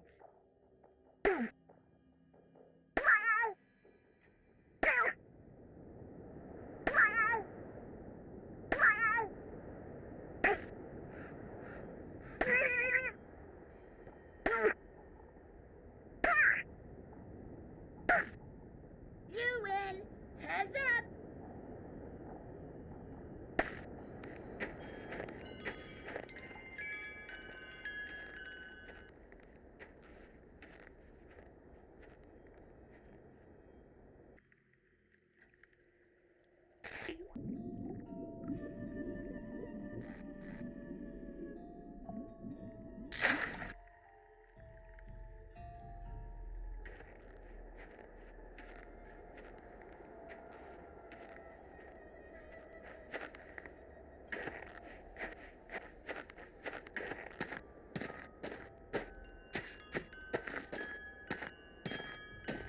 Ah, warm. That's for me.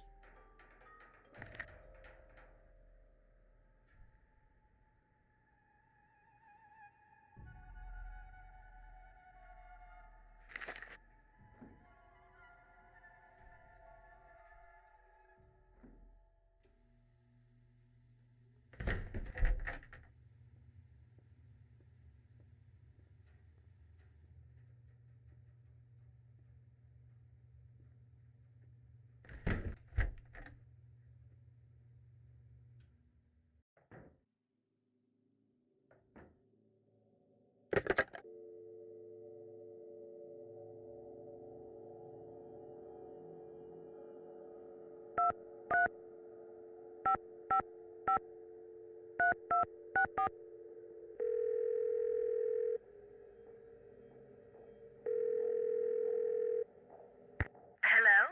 Miss Camillo, hi, it's Nancy Drew from Icicle Creek Lodge. Yes, hello.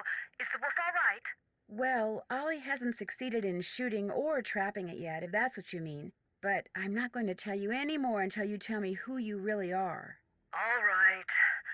I'm a member of Run and Grow Free. As you may or may not know, that's an organization dedicated to the protection of wild animals.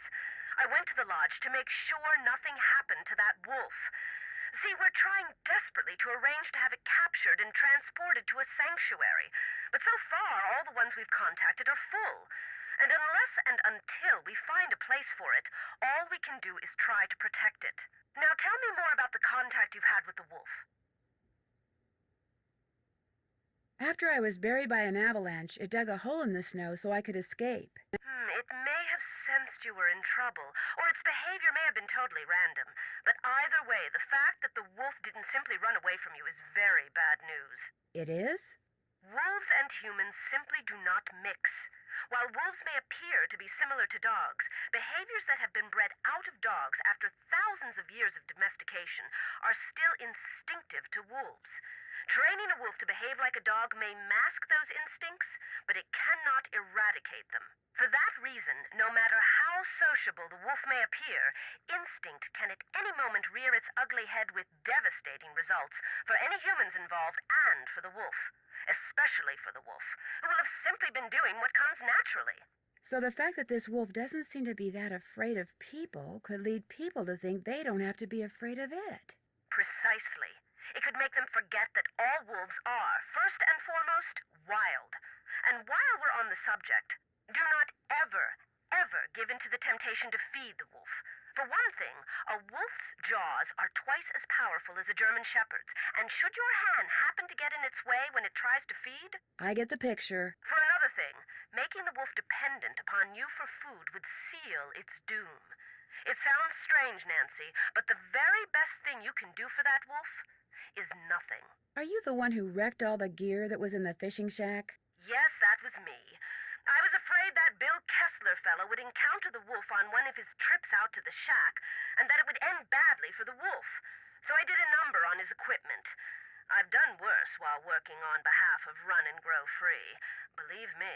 So, are you kind of an expert on wolves? Oh, good heavens, no. Although I probably know more about them than most people do, which unfortunately isn't saying much. Things like what? Well, I know that a wolf that lives by itself, like the one up there at the lodge, a lone wolf, if you will, a wolf like that is called a disperser. And I know that 95% of the wolf's natural habitat down here in the lower 48 states has disappeared. And I know some people, a lot of people, couldn't care less. But it seems to me that wolves have just as much right to go about their business in this country as we humans do. After all, they were here first. When you were here at the lodge, how come you had a magazine that featured Yanni Volkstaya in your room? You're very observant. I read the article thinking he might make a good spokesperson for Run and Grow Free. But then I actually talked to him. At which point I realized that not only is he a raving egomaniac, but he's appallingly superstitious when it comes to wolves. I put an abrupt end to that conversation.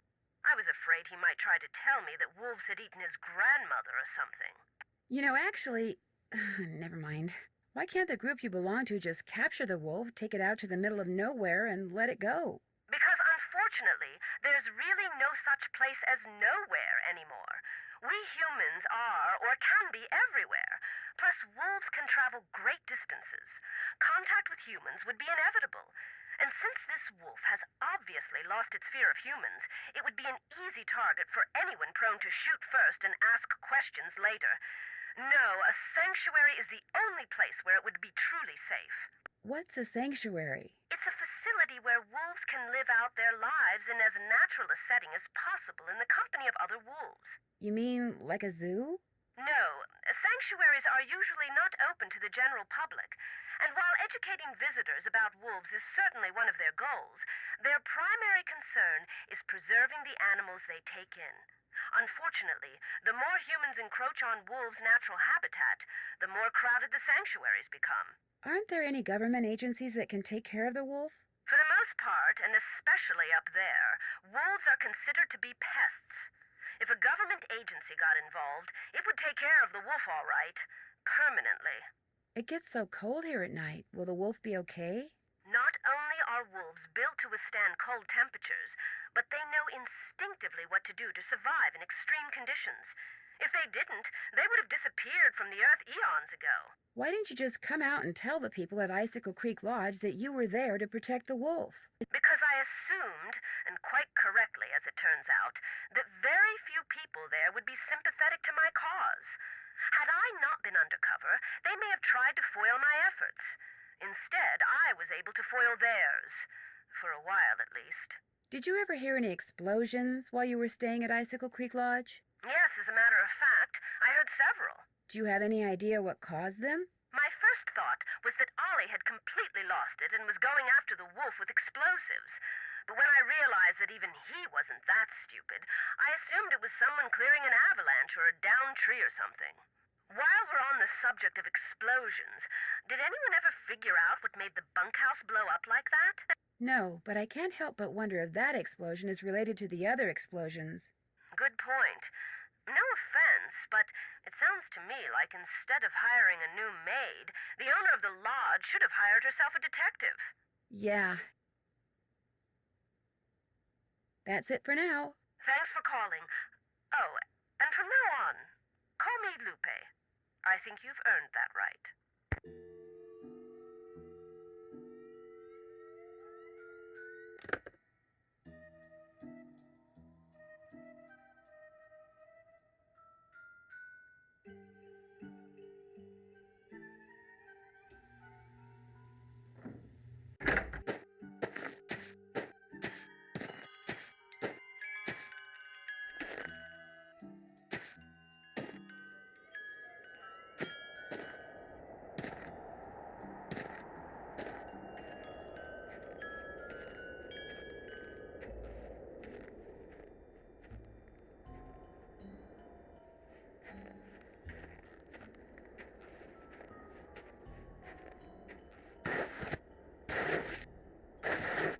I want to follow those tracks.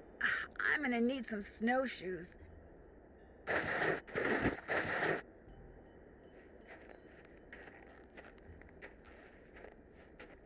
I can't stop shivering.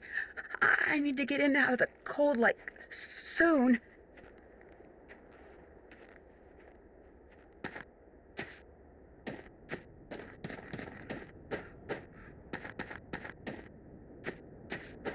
I feel warmer already.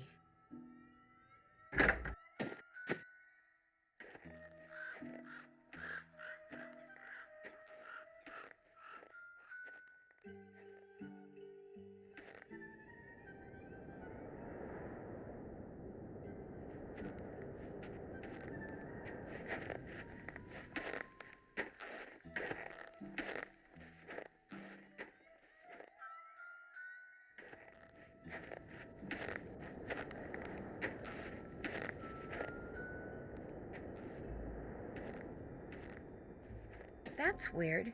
The rock that had the fossil in it is gone.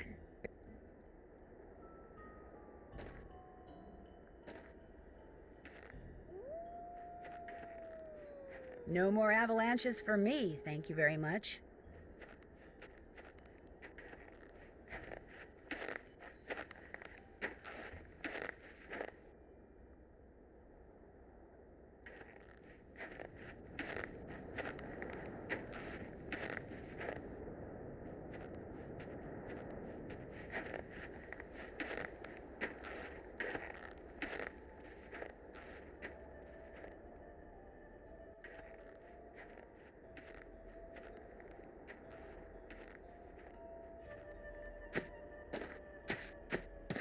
I feel warmer already.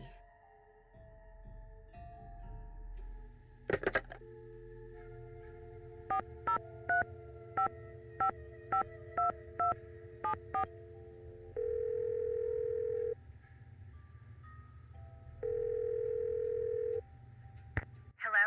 Hi, it's Nancy Drew. I'm glad you called. Ollie tells me Guadalupe Camillo checked out.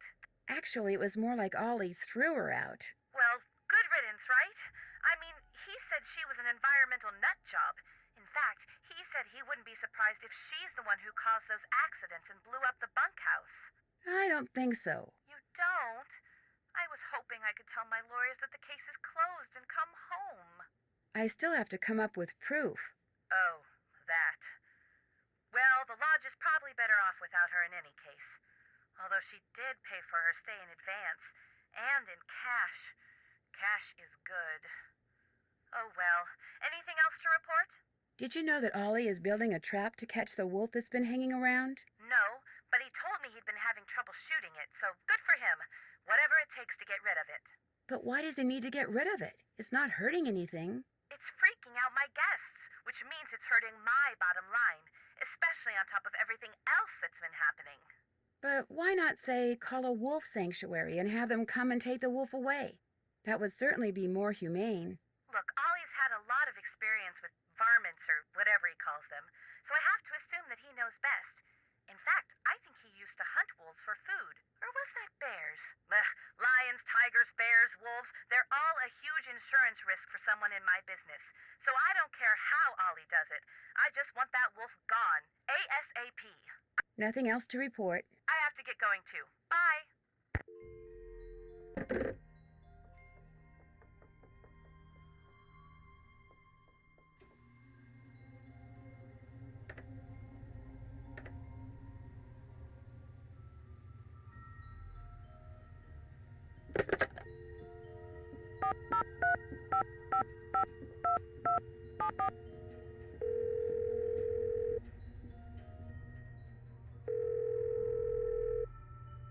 Hello? Hi, it's Nancy Drew. Did you ask Yanni about using his picture yet? Yes, but he said no. Darn. Well, thanks for trying. I think I'm onto something, but I desperately need snowshoes.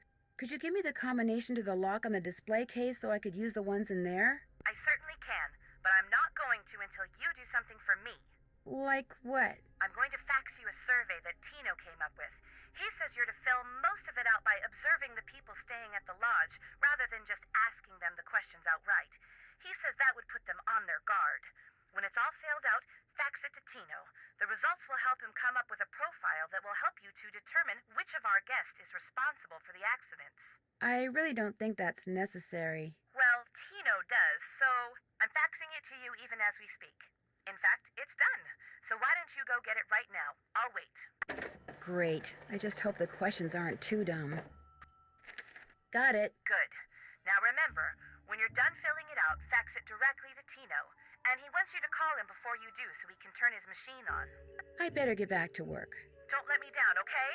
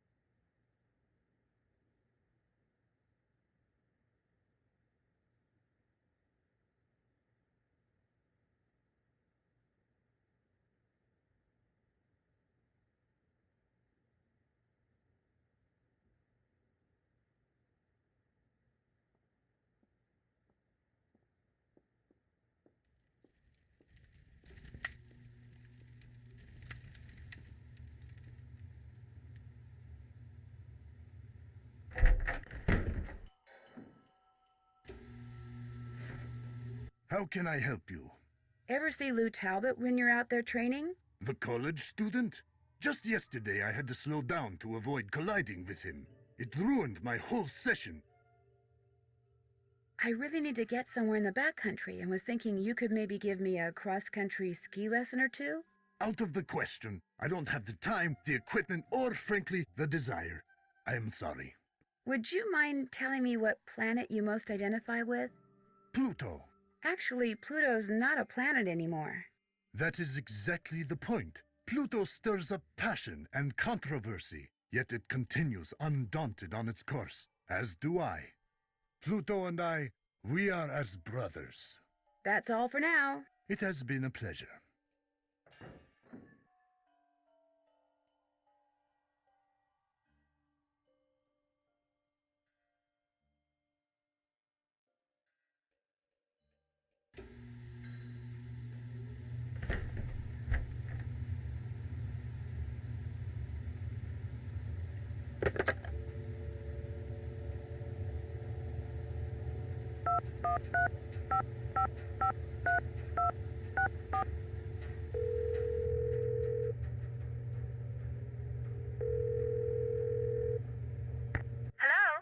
Hi, Lupe. This is Nancy Drew again. Is everything all right?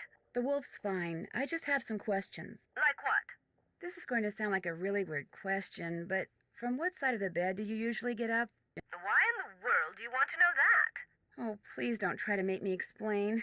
Well, it's a harmless question, I suppose. Let's see. I get up on my left side. If I were to ask you which planet you most identify with, which one would you say? Earth. No, wait. Make that Venus. No, Earth. No, actually Venus. No, Earth. No offense, dear, but that's a very silly question. Tell me about it. Well, I'll let you go. Feel free to call me anytime. Bye.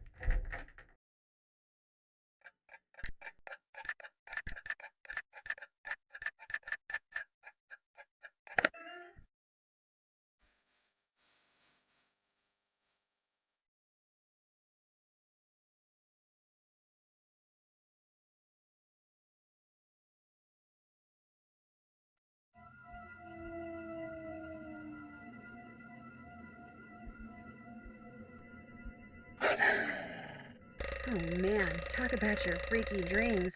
My subconscious needs to get a life.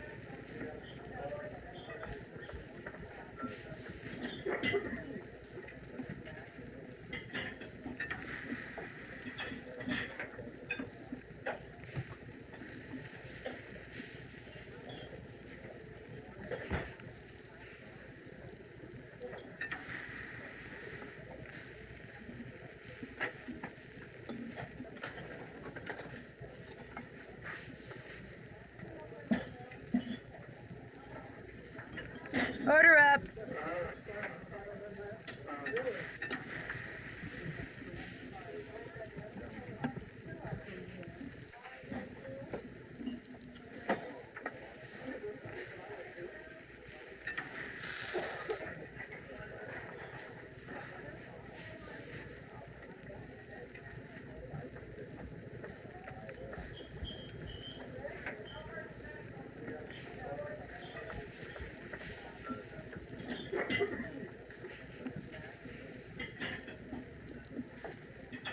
Order up.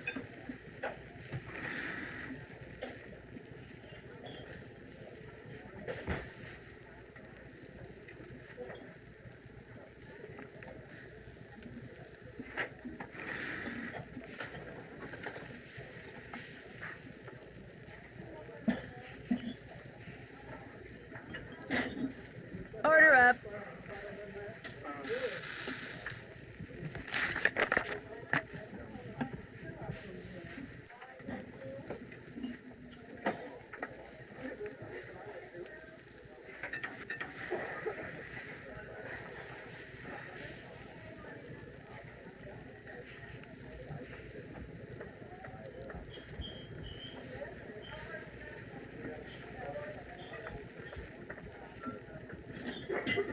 Order up.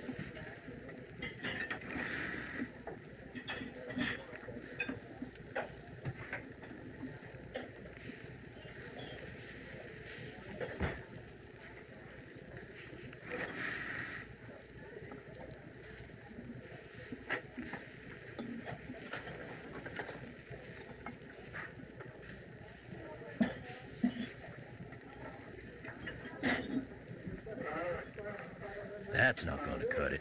Do it over.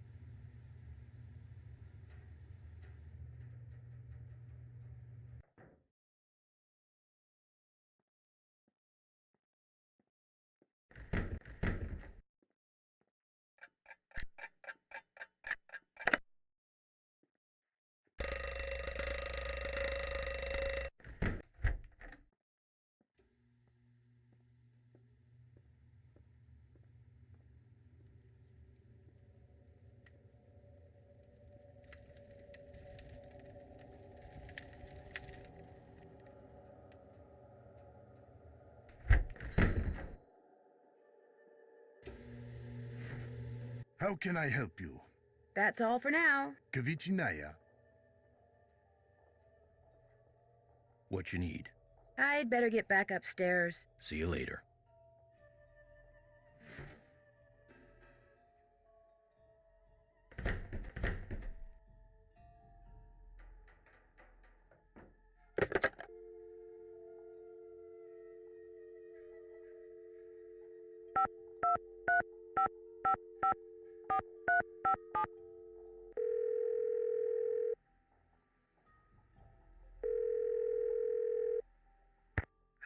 Me again. So, how's it going? Guadalupe Camillo admitted she came to Icicle Creek Lodge not to watch birds, but to protect the wolf. So you were right. Yep. And all the accidents? Well, I suppose that she and that organization she belongs to might feel the best way to protect the wolf is by forcing Chantal to shut down the lodge, but... But what? Well, for one thing, she's not at the lodge anymore. Ollie kicked her out. That doesn't exonerate her. She could have been working with someone who's still there. She's just so passionate about the wolf. I respect that, and I guess it makes me want to give her the benefit of the doubt. She lied to you once, Nancy. Just remember that. Someone dressed in a black snowmobiling suit decked me with an ice ball, and when I came to, the lake had been blown to pieces and I was stranded on an ice floe. Are you okay? I am now, but remember that piece of black fabric I saw sticking out of Trapper Dan's needle? You think it came from the clothes the guy who threw the ice ball was wearing?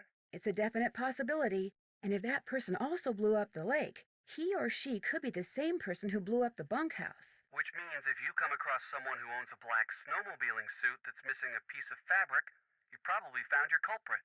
That's all I have to report. Good luck up there. And Be careful. Goodbye, Ned.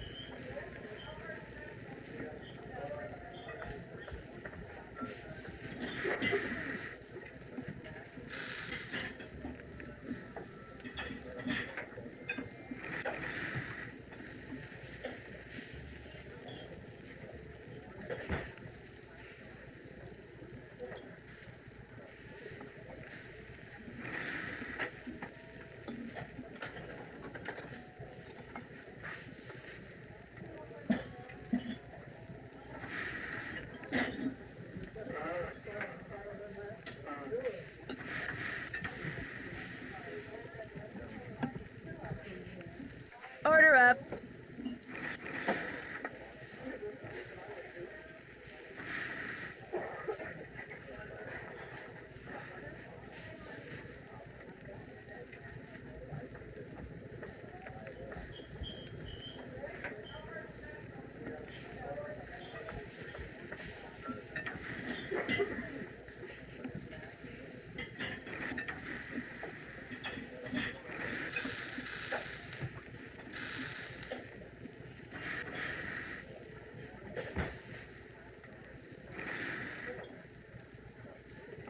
Order up.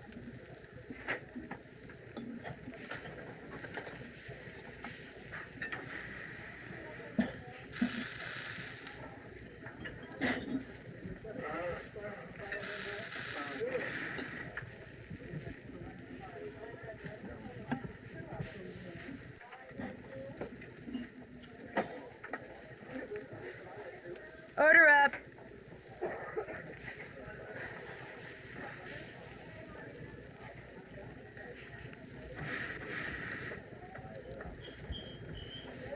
Order up.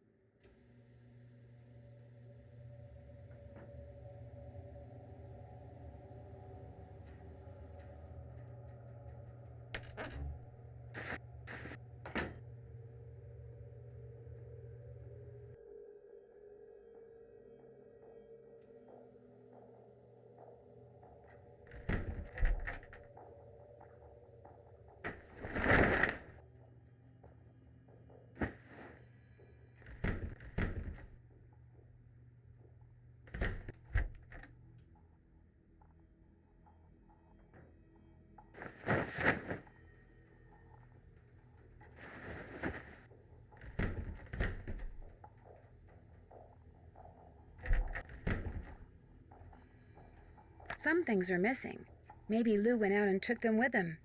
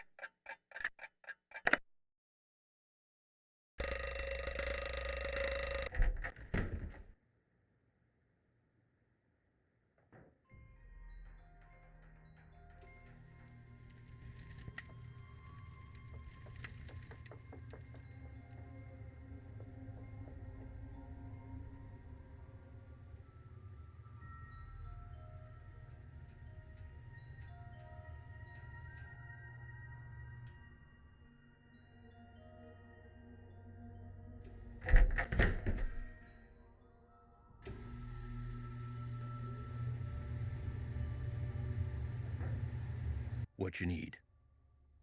I'd better get back upstairs. Keep me posted.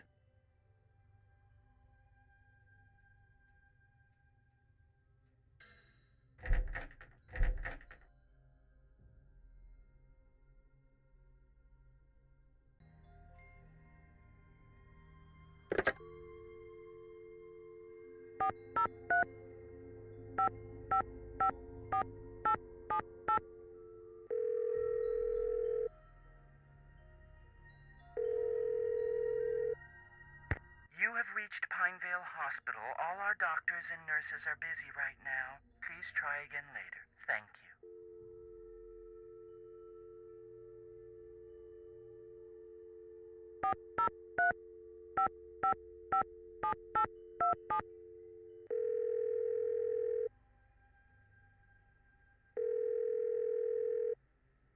Sheriff's Office, this is Mohican. Hi, this is Nancy Drew at the Icicle Creek Lodge. We met the other night when you were investigating the bunkhouse explosion. Oh, yeah, that bright kid from the States. What do you need? Well, I found a melted clock face close to where the bunkhouse used to be, and I wondered if it could have been what triggered the explosion. You know, the timer. I found that clock face, too. Left it there because any fingerprints on it would have melted away along with everything else. And besides, Ollie Randall said all the room clocks at the lodge looked like that. Could have been one that was in the bunkhouse to begin with. Oh, right. You shouldn't go poking around on your own like that. There could still be explosives lying around. Although I hear it takes a pretty big bang to set off C4. C4? Plastic explosive? That's what blew up the bunkhouse. Lab result came in less than an hour ago.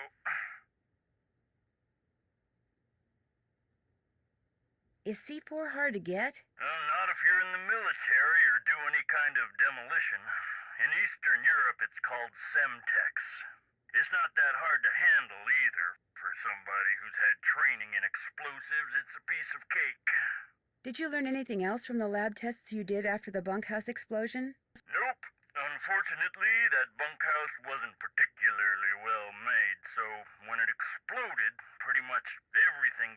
melted into a blob or blown to smithereens or burned to a crisp. Do you need some kind of permit to hunt wolves around here? No, ma'am. You mean Ollie Randall can go after that white wolf that's been hanging around outside the lodge and just shoot it? Yes, ma'am. It's always open season on wolves out here. You can kill as many of them as you want. Somehow that doesn't seem right. Well, the animals wolves go after don't have a problem with it, I can guarantee you that. One of the guests at the hotel, Yanni Volkstaya, he says someone threw a bomb at him while he was out skiing. Well, did he see who it was? He didn't see anything except the explosion, which apparently went off right next to him. Was he hurt?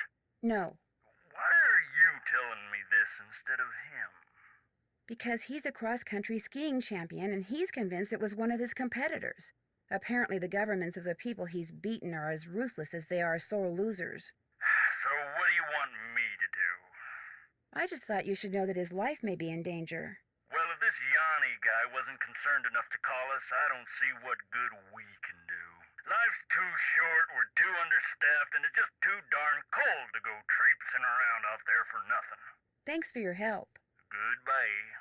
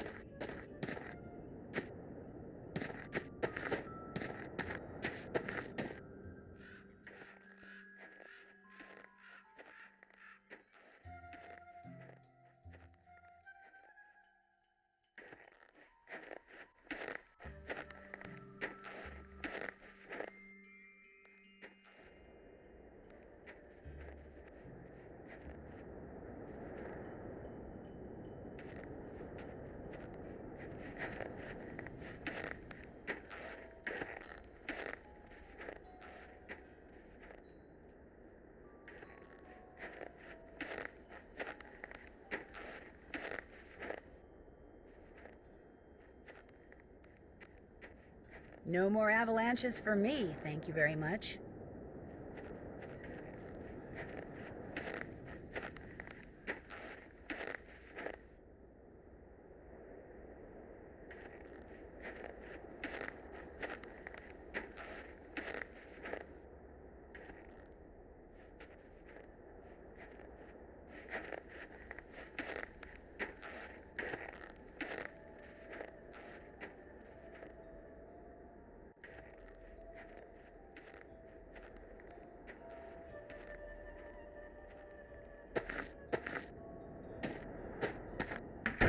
Warm again.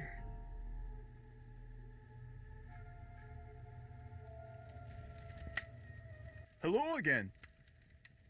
I know this is going to sound like a strange question, but what planet do you most identify with? I guess it would be Mars. You know, that whole god of war thing? I should have known. Well, I'll let you get back to beating Lou. Glad you dropped by. What's up? I was just wondering, what planet do you most identify with? Planet X. I'm sorry, I meant in our solar system. Planet X? But there is no Planet X. There will be. So, you identify with Planet X. Planet X. That's my answer, and I'm sticking to it.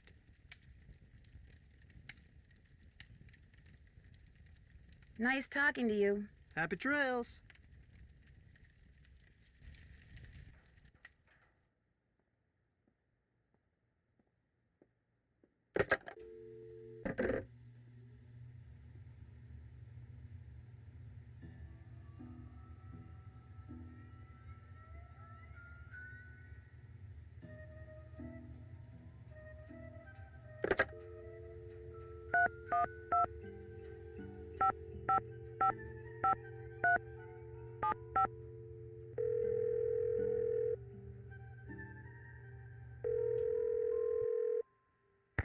Nancy, hi. You finished with that survey yet? I sure am. Good girl. I'll just turn on my fax machine here. Okay, let her rip.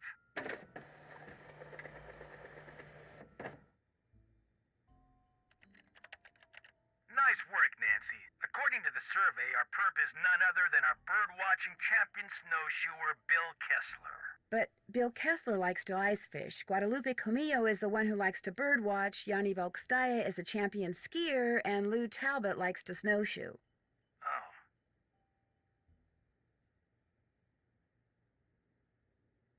How did you come up with that survey anyway? I put it together using this profiling kit I saw advertised on the Detective Channel. It was supposed to be foolproof.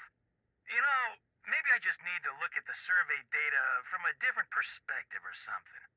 Yeah, maybe the answer's there after all, and I just gotta shuffle things around in order to see it. Oh, hey, before I forget, Chantel said when you finished the survey, I was supposed to pass some numbers on to you. Said it was the combination of something? Yes, to the display case. What is it? 7669. Anything else I can do for you? I'd better go. Don't be a stranger.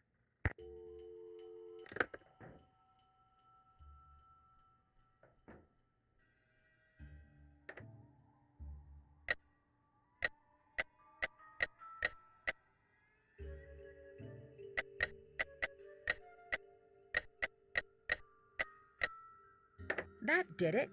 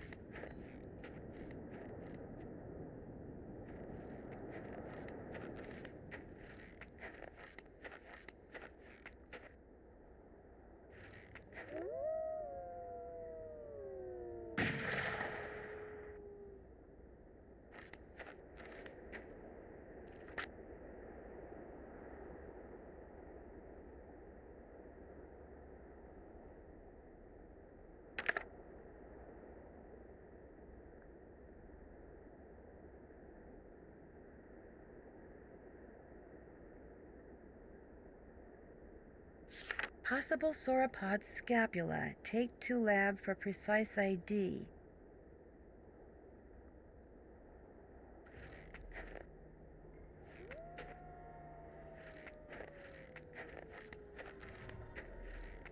If I don't get warm soon, I may not make it.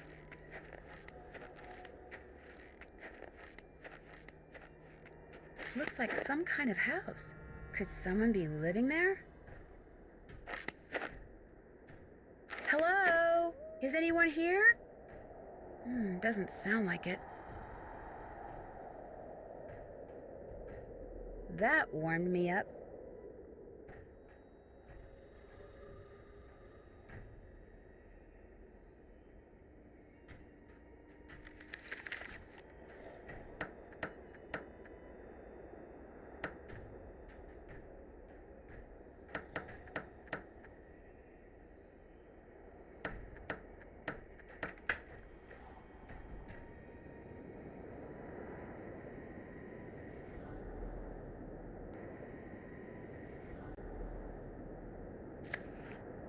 The Rest of My Life by Julius McQuaid.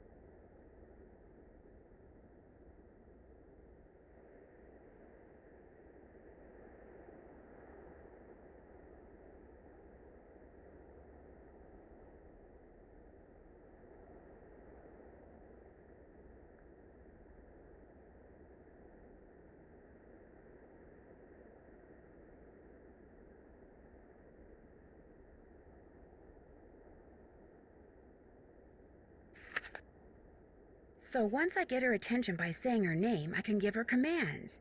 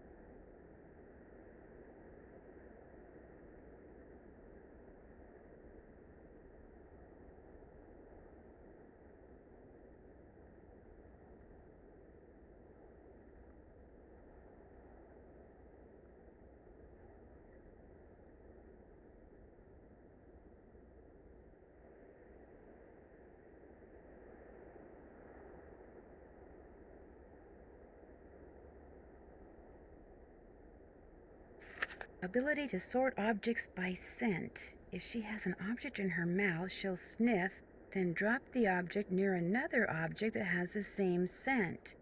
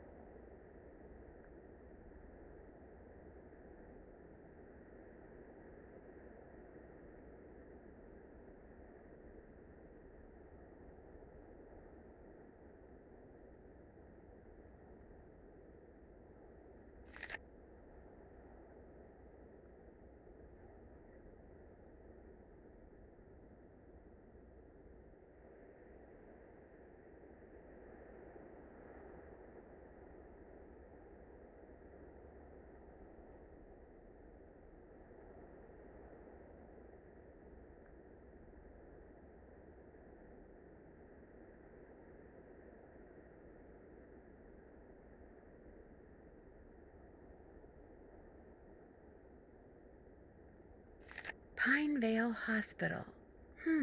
Maybe I can use Isis and her incredible sense of smell to figure out who owns the notebook I found outside. All I have to do is get something from each of the people at the lodge, something that each of them has touched, then let Isis figure out which of their scents matches the scent on the notebook.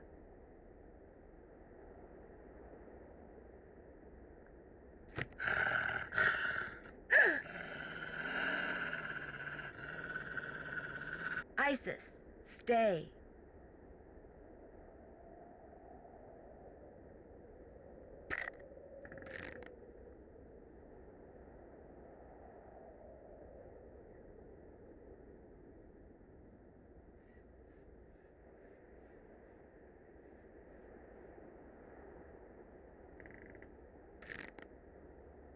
Wonder what this is.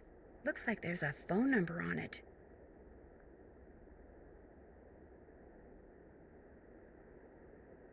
This indentation looks just like the one on that plaque in the lodge where that missing Rex bone used to be.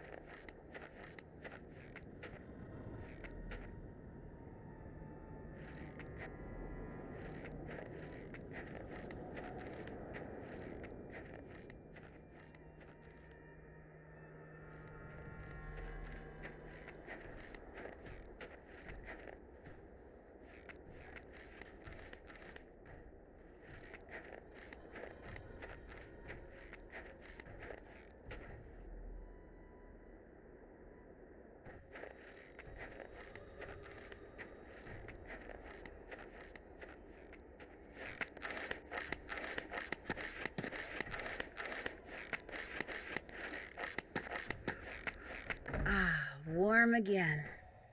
Who's this from? Meet me in the sauna in the basement. I have some interesting information for you. A sauna sounds good to me.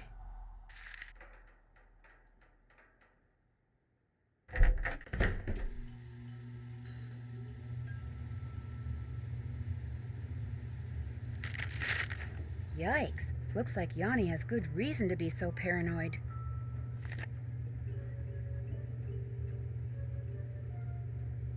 Ah, something that Ollie has touched.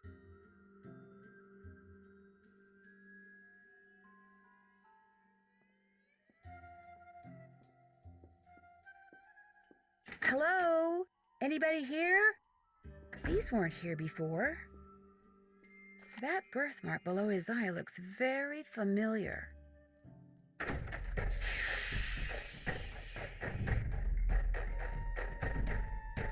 Hey, is someone out there? The door's... Whew, I'm getting really hot.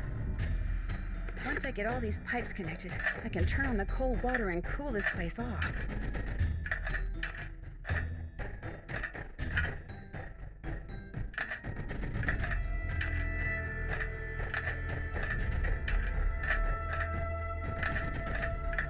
I can't take this heat much longer.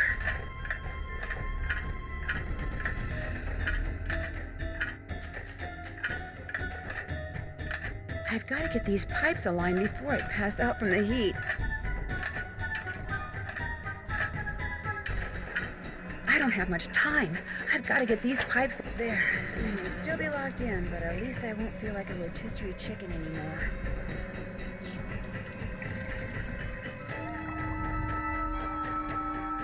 Nancy! Mr. Kessler?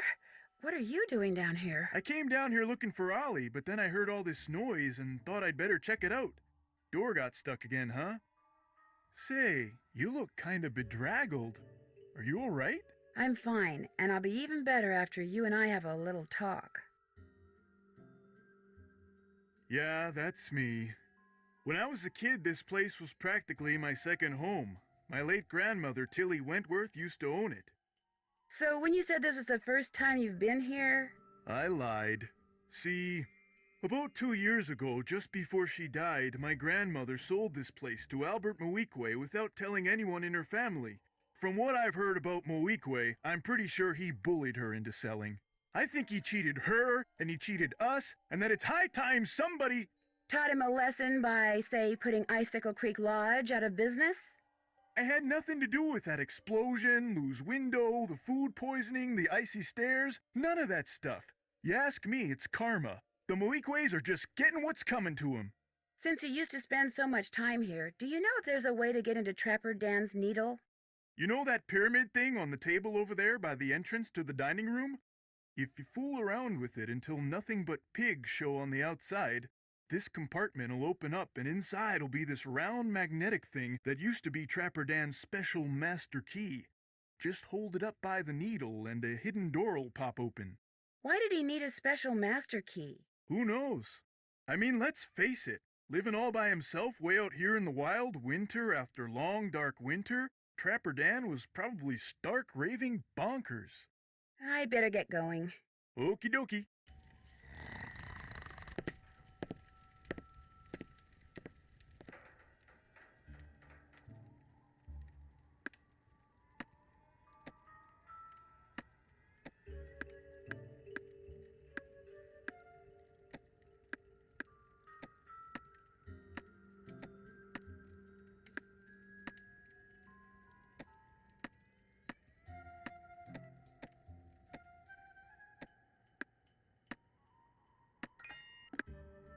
Empty. If there was a special master key in here, it's gone now.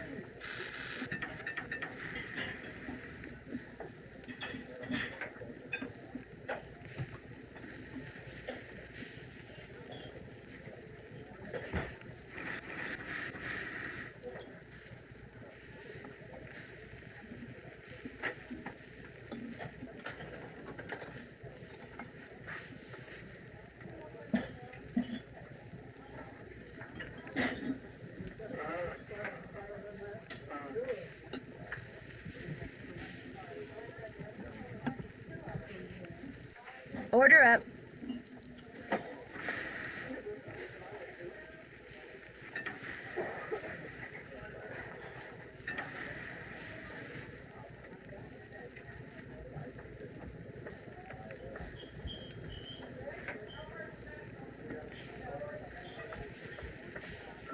Order up.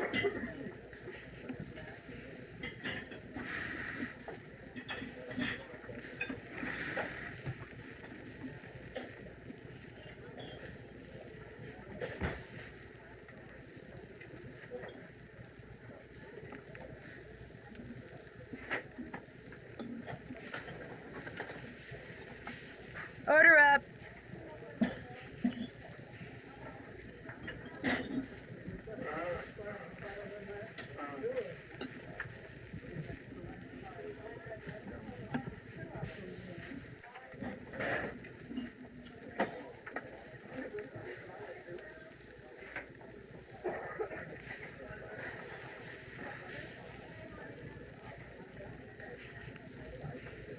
Order up.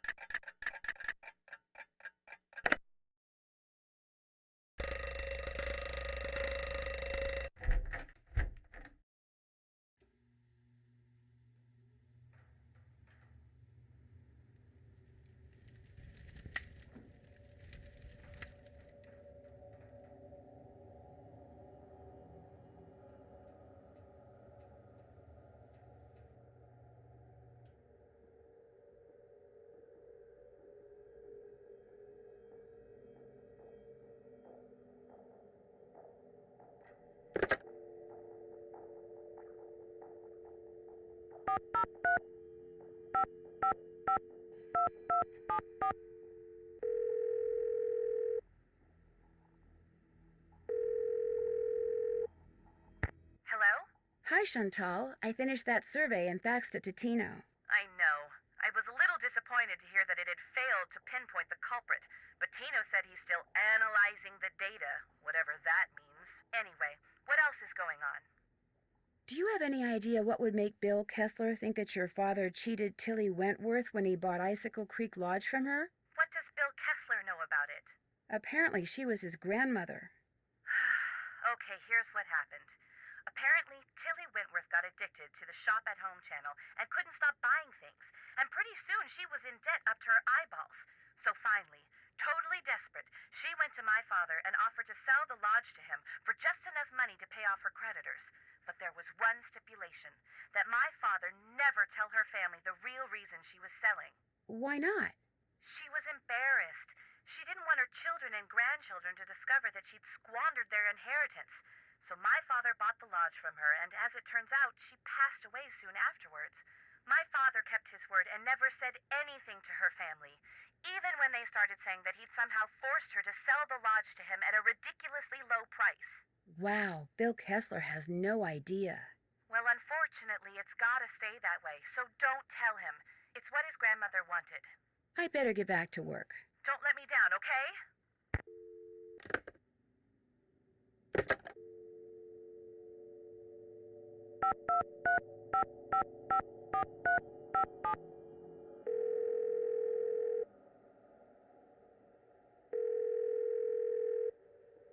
Hey, Nance. Hi, Ned. What's going on? What I can't figure out is who left those old photos of Bill Kessler for me in the sauna. Someone left pictures for you in the sauna? Yeah, they proved that Bill Kessler lied when he said this was his first visit to Icicle Creek Lodge. Turns out his grandmother used to own the place.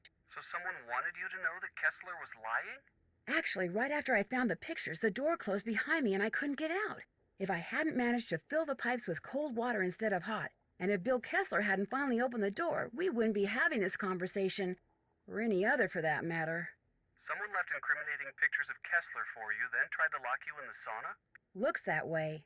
but if the idea was to lock you in, why bother to leave you the pictures? Why not just lure you down there, push you inside, then lock the door after you? Maybe someone left the pictures for me and someone else followed me downstairs and locked me in. Maybe the two are totally unrelated. In any case, the fact that Kessler is the one who got you out pretty much lets him off the hook, huh? Not necessarily. Maybe Kessler opened the door only because he figured by then my goose had been cooked, as it were. He did look pretty surprised when he saw me. Well, be that as it may, one thing is for darn sure. No more saunas for you. Bill Kessler is convinced that Chantal's father cheated his grandmother when she sold him the lodge. But Bill denies that he's been sabotaging the lodge to get back at him. As a construction guy, it's a sure bet he knows about explosives, though, right?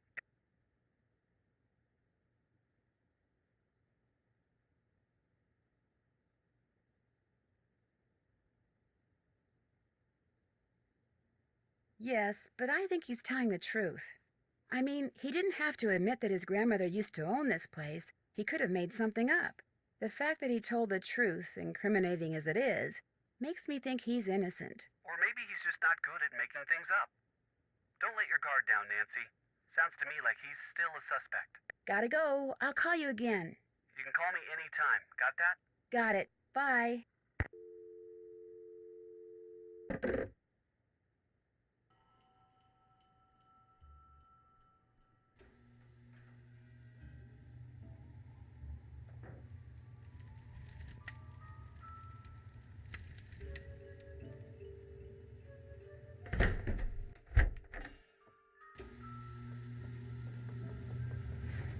How can I help you?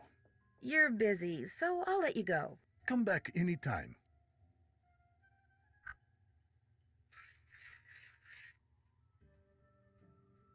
What you need? I'd better get back upstairs. If you need anything, just holler.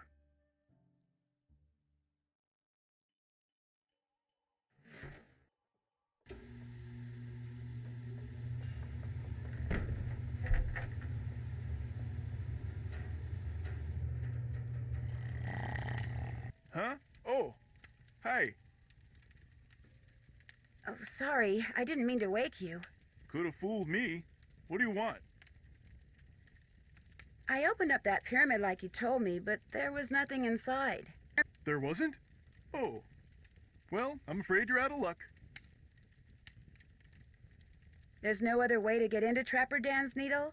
You know, Grandma Tilly once told me that if you turn the top of the pyramid 45 degrees, then fill all the boxes on the outside with one kind of animal, then another kind of animal, until you do that for all 4 animals, she said if you do that, you'd find a journal in there written by Trapper Dan himself. Did you ever read it? I was a kid. What would I want to read some crazy old coot's journal for? I'll let you get back to your nap. Hasta siesta.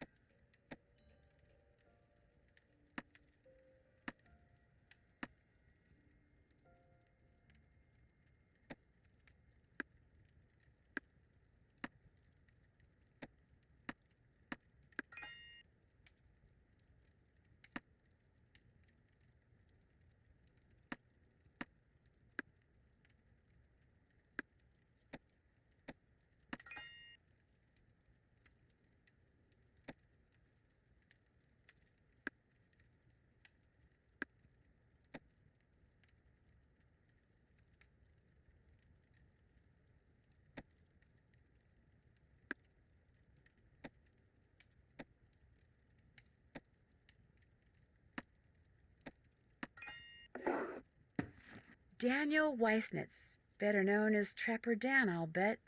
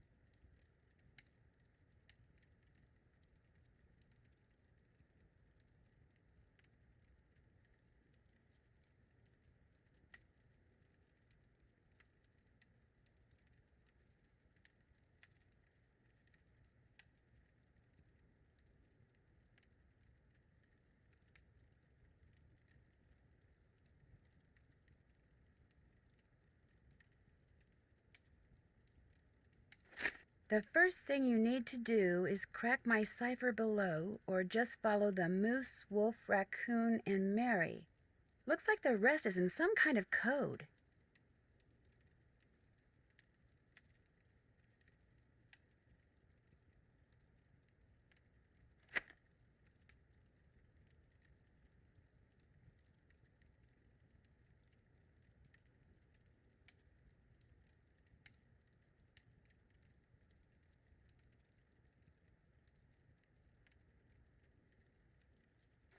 Can't find Mary? Well, try pulling on that rope above the vaults.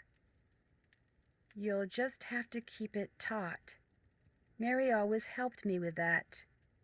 Mary must have been referring to his pet pig.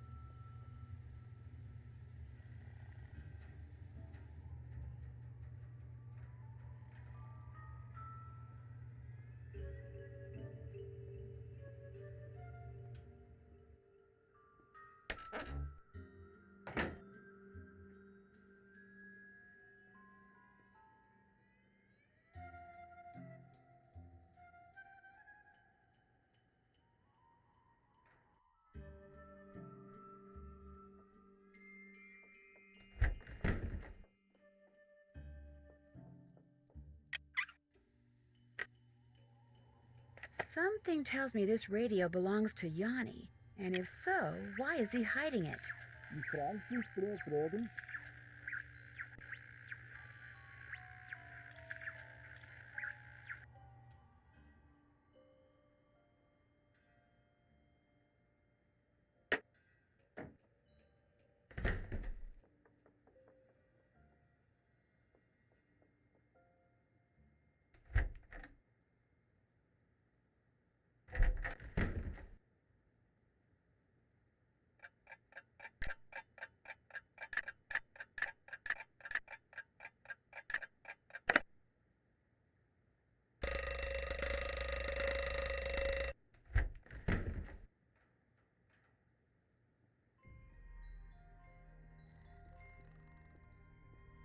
Long as it's not time to cook, I might as well stay out of the kitchen.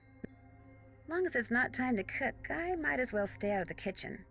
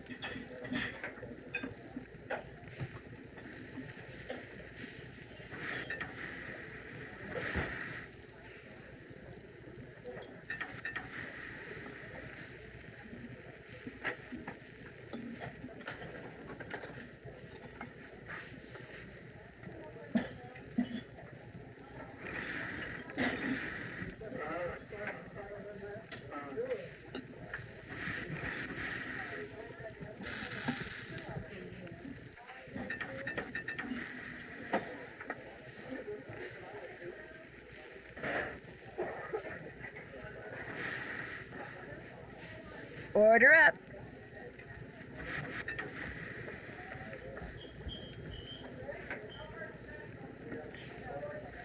Order up.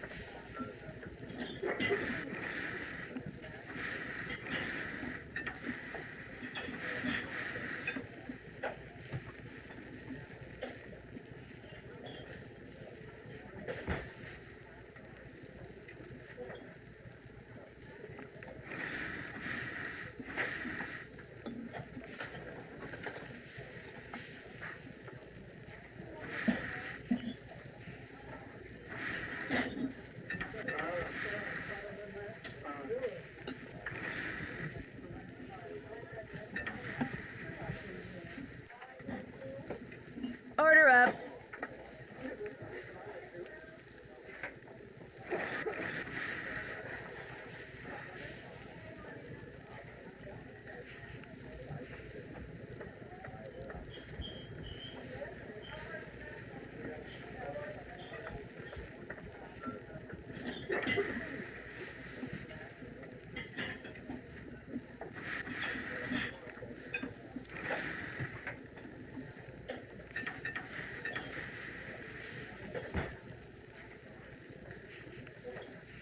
Order up.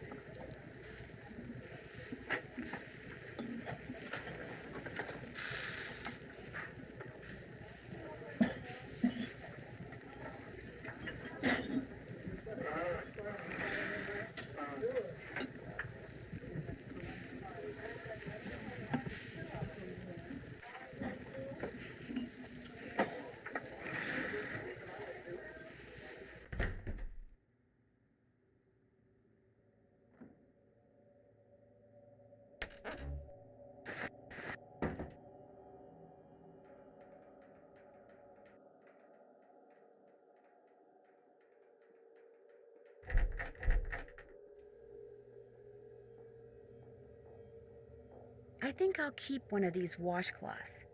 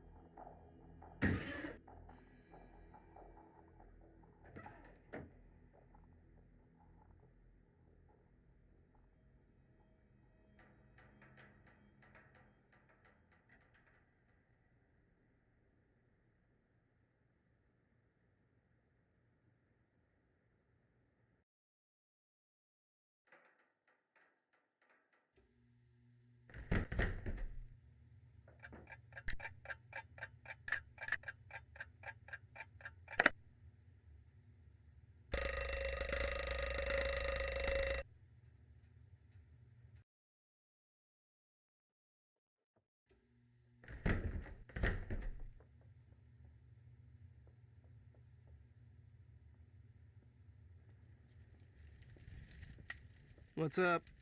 Well, I'll let you go. Been real.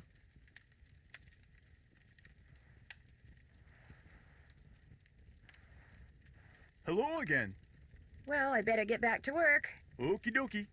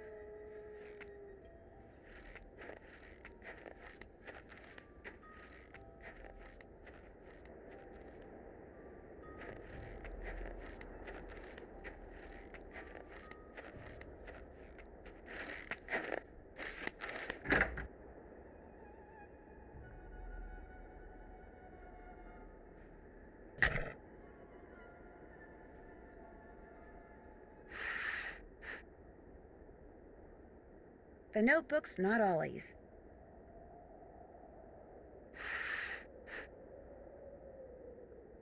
Negative for Bill Kessler.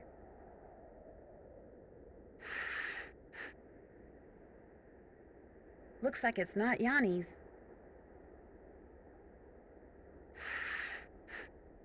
The scents match. which means those notes belong to Lou Talbot.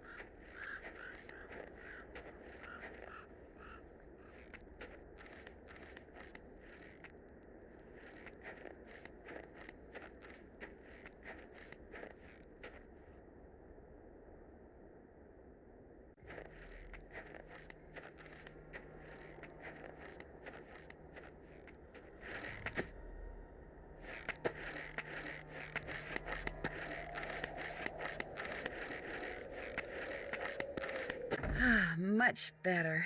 I was really cold. Now what? Lou Talbot, charged with trespassing, vandalism, and theft, found digging on private property, creating a piece of architecture inspired by maverick artist Poppy Dada, of keeping the dinosaur bones dug up in the process. Dinosaur bones?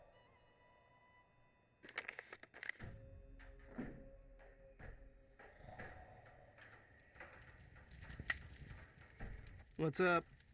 Do you think I could have the Rex bone that you took from that plaque by the display case? Dude, what makes you think I took some bone from some plaque? Because you referred to it in your notebook, which I found outside in the snow. Notebook? Someone who has a really good nose for such things is positive that it's yours. All right, here's the deal. There's a lot of people out there who collect stuff like fossils and dinosaur bones, okay? They pay big bucks for them. And it just so happens paleontology's kind of my thing, so yeah, I collect bones and I sell them. So when you saw those stools over there, you recognized them to be dinosaur bones and decided to try to unearth more. Except I haven't unearthed anything. I'm not the one who's been making things go boom out there. I mean, I may have found a couple of good specimens in a couple of craters, but I didn't make the craters, and I don't know who did. There. That's the key to the closet in my room. You want the bone from that plaque? Go ahead and take it. Okay, dude, excitement's over. Whose move?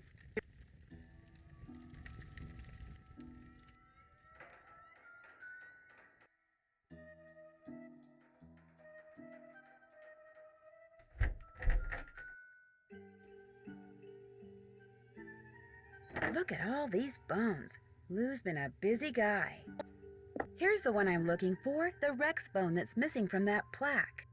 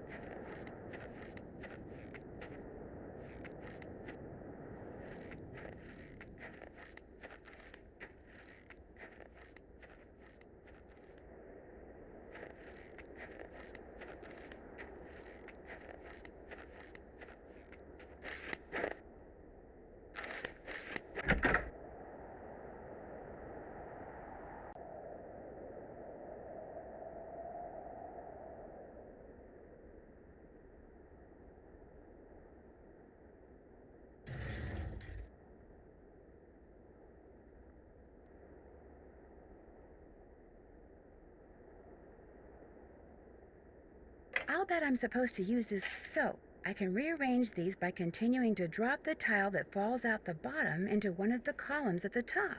The question is, how should I rearrange them? Match the symbols and line them up in rows of 3, maybe?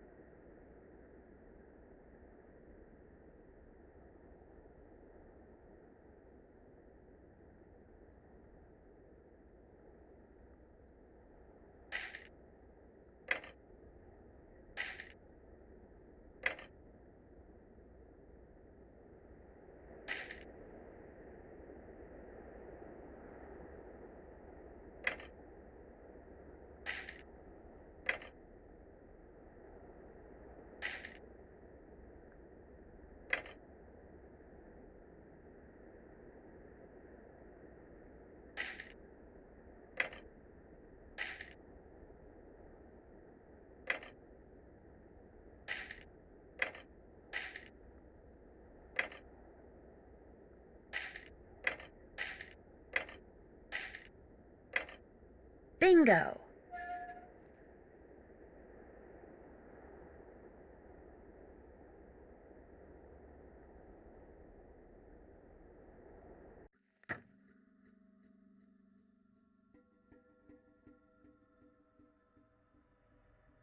The lanterns in here are basically just rocks hung in cages.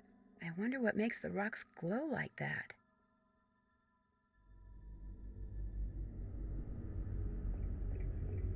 Looks like the map to some kind of maze. The wolf followed me. I wonder if she expects me to do something.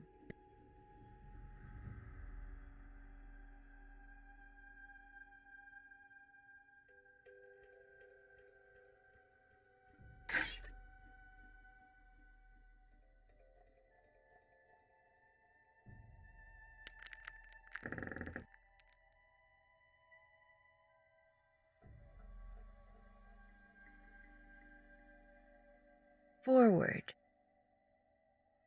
right, left,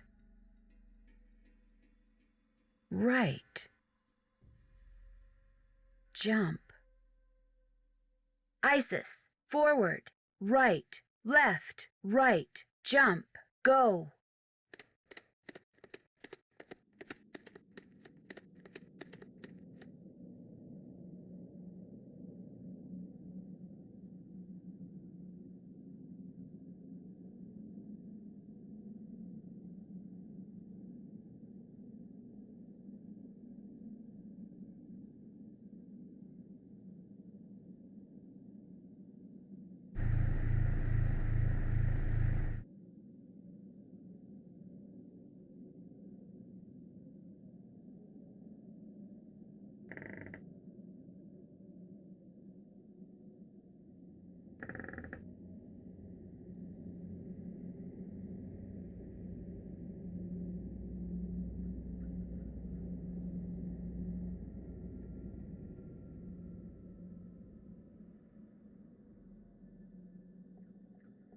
A moose, a wolf, a raccoon, and a pig. The same animals Trapper Dan mentioned in his journal when it came to getting into his needle without the key. I'll bet that's what's behind this wall, a room below the needle. Next thing I have to do is get each of these panels open.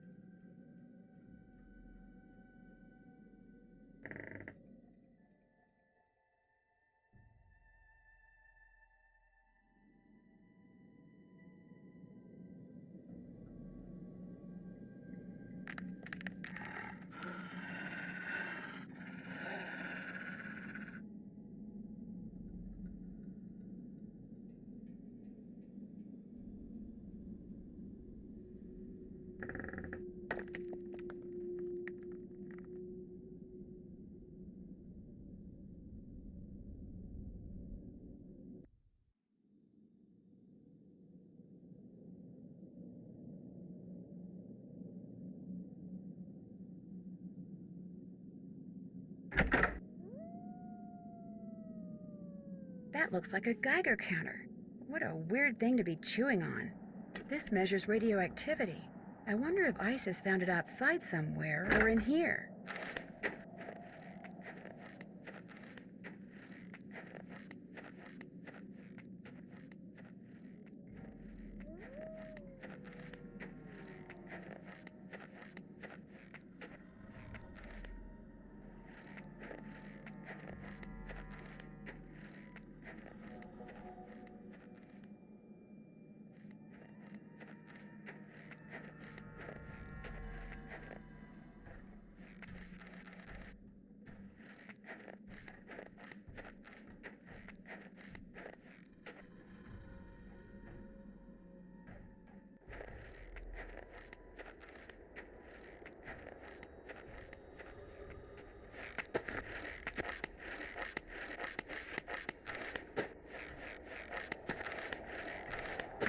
Much better.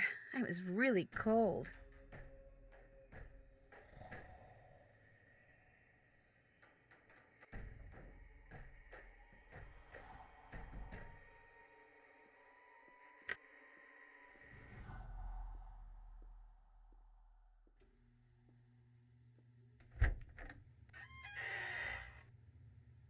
My jacket! I'm getting the definite feeling I'm not wanted here.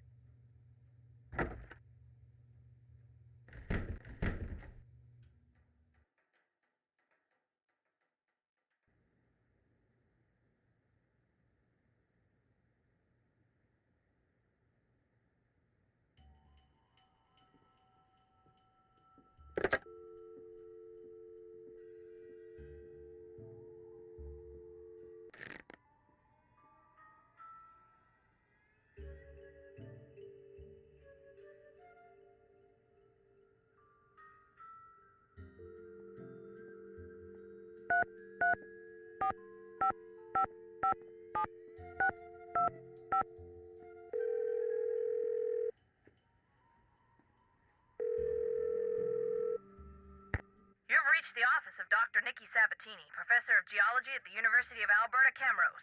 The sound of the beep? No, disregard all that. I'm here. Who's this? My name is Nancy Drew. I'm staying at the Icicle Creek Lodge, and I recently came across some kind of device that had your phone number on it. Describe the device. Well, it has a spike on one end of it, and... Well, I'll be darned. Where did you say you found it? Well, actually, someone's dog was using it as a chew toy. She must have found it outside somewhere. You know what it is? It's a geophone. Someone stole a whole crate of them from me when I was out on Skookum Ridge not too long ago. What's a geophone? If you stick it in the ground, a geophone will detect seismic waves and turn them into electrical signals, which are then transmitted to a computer so they can be recorded and eventually interpreted.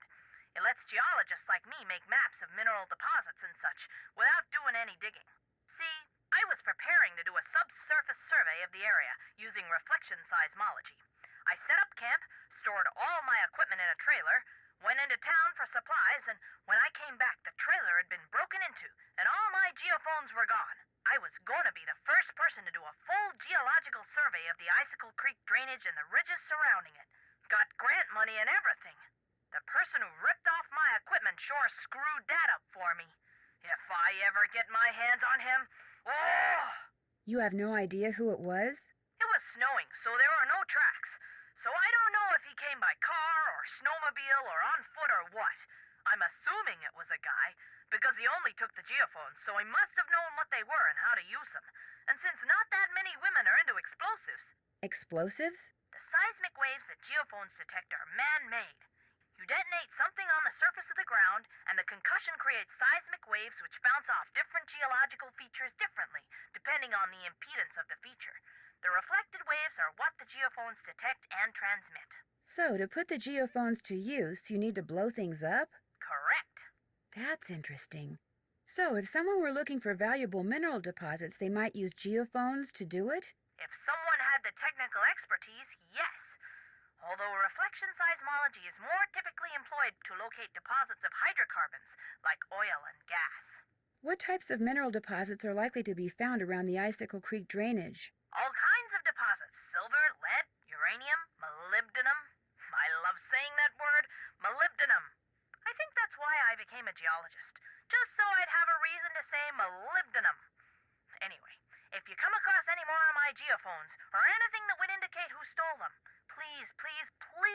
let me know. I will. Good. What do you know about dinosaur bones? Precious little, I'm afraid. I know it's possible to find good specimens in Alberta, particularly in your area. But beyond that, paleontology's not really my thing. And all my paleo pals are currently off digging in the dirt on the other side of the world. So I'm afraid I can't refer you to anyone either. Are dinosaur bones good for anything? Other than studying? If you're a scientist, no. But because they're obviously rare, a lot of people collect them. In fact, I understand there's a pretty big black market for them. Black market? You mean people pay money for dinosaur bones? People pay big money for them. I came across a Geiger counter. What can you tell me about them? The closer you get to a source of radiation, the more they click. They've been around for about 100 years. They're portable. Do you know what range of radiation is unsafe? Assuming the Geiger counter is measuring radiation in the environment and not in, say, a nuclear power plant, I wouldn't worry about it. When it comes to exposure to radiation, even the experts can't agree on what's safe and unsafe. And the fact is, you're exposed to radiation every single day. You can't avoid it. You absorb cosmic rays from space, ingest carbon-14 in food, inhale radon from the ground. You even get a dose of radiation whenever you watch TV, albeit a teeny tiny one. Plus, it's a cumulative thing. Is it okay to get your arm x-rayed? Sure. Is it okay to get your arm x-rayed every day for a year? Probably not a good idea. But will it positively increase your risk of cancer? Depends on how much other radiation you're routinely exposed to, and your health habits, and your genetic makeup. In other words, if I'm getting a high reading on my Geiger counter, it doesn't necessarily mean I'm in imminent danger? Exactly. Unless the object that's giving you the high reading is labeled plutonium, of course. You'd definitely be up a creek then. I found an underground passageway that's lit entirely by lanterns containing chunks of some kind of glowing rock. Seems to me I read somewhere that Marie Curie, you know, the woman who discovered radium, I read that she visited what's-his-face, the guy who built the lodge way back when. Trapper Dan. Right. She visited Trapper Dan. So my guess is those lanterns contain pieces of phosphorescent rock that were coated with radium, something she would have shown him how to do. How does that work? As uranium decays, radium's produced. It's so radioactive that it glows. When a small amount of radium is combined with a naturally luminescent material, the radiation from the radium causes the material to glow as well. Are the lanterns dangerous? Well, I wouldn't go touching them, and I certainly wouldn't sit under them and read War and Peace or anything. It's kind of like being in the same room as a rattlesnake. Just keep your distance, leave it alone, and you should be fine. Thank you for answering my questions. One more thing. All of my geophones were hardwired to transmit at 990 kilohertz. So if you find any kind of receiver tuned to that frequency, check it out, because it could very well belong to the thief. Bye!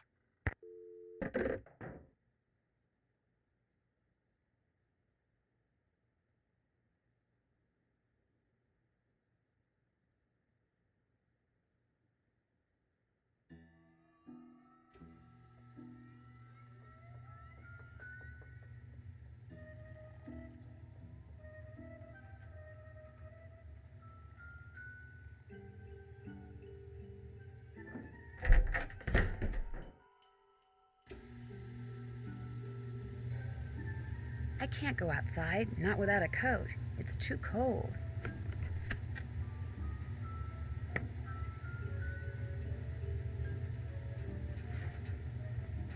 How can I help you? I've disturbed you long enough. Kavichinaya. Lou Talbot's gone, in case you didn't know. Just up and left. Uh-oh, Chantal's not gonna like that. The good news is, you don't have to do the cooking anymore. I can handle it from here on out. I'll let you get back to work. Good. How can I help you?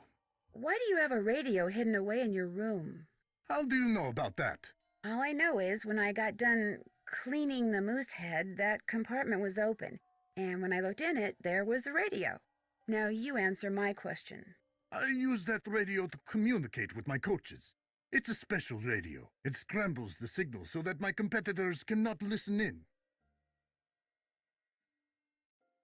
How did you know there was a secret compartment in your room? The first night I was here, I searched for bugs. something which, due to the cunning of my competitors, I have become very good at. I discovered that by pushing on the Musai, a compartment opened up. What I don't know is, did you really open that compartment by mistake, or were you up to something else? How do I know you are not working for them? If I was working for the competition, why would I have told you about finding your radio? Who else have you told about the radio? No one. I believe you, Nancy. So if I find out you're lying, both of us will be very sorry. Do you have any proof that your competitors are out there spying on you? When one has enemies, it's prudent to assume that they are always close by. They are here, Nancy. Make no mistake. I've disturbed you long enough. Come back any time.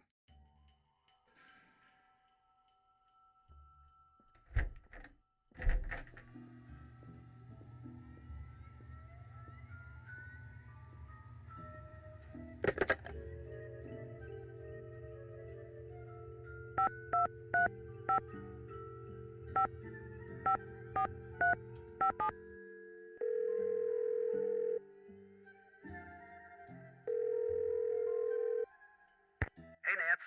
Hi, Ned. What's going on? Lou Talbot admitted that the real reason he came to the lodge was to find dinosaur bones, but he denied being the one who's been setting off explosives around here. So do you believe him?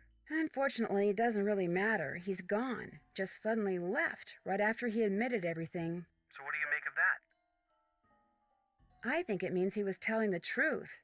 I think he was afraid I'd go to the sheriff, so he figured he'd better get while the getting was good. Did you find any connection between him and explosives at all? Nope. Well, unless you do, he's probably not your guy. It could be that all the explosions around here are being caused by someone looking for valuable mineral deposits. What makes you think that?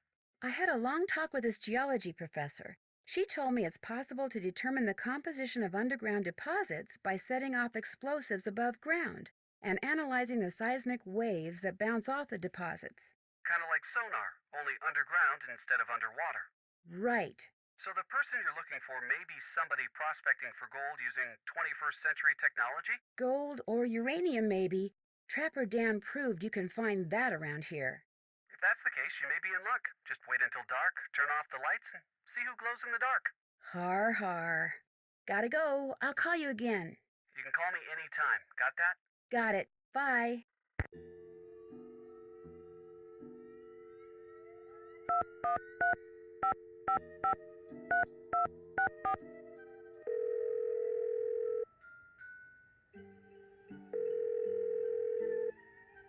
Hello? Hi, it's Nancy Drew again. Yes? Have you ever heard of someone named Julius McQuaid? Julius McQuaid. No, doesn't ring any bells. I think he's the reason why the white wolf isn't afraid of humans. He kind of made a pet out of her. Well, in that case, I wish I did know him, so I could smack him upside the head. It's his fault the wolf is in this predicament. People should never make pets out of wild animals. Ever. Sometimes the wolf follows me. Is that okay? I doubt it's following you because it wants to eat you, if that's what you mean. It's probably just a behavior it learned from that Julius fellow you told me about. Be cautious. Don't encourage it, and you should both be fine. I'd better get going. Feel free to call me anytime. Bye.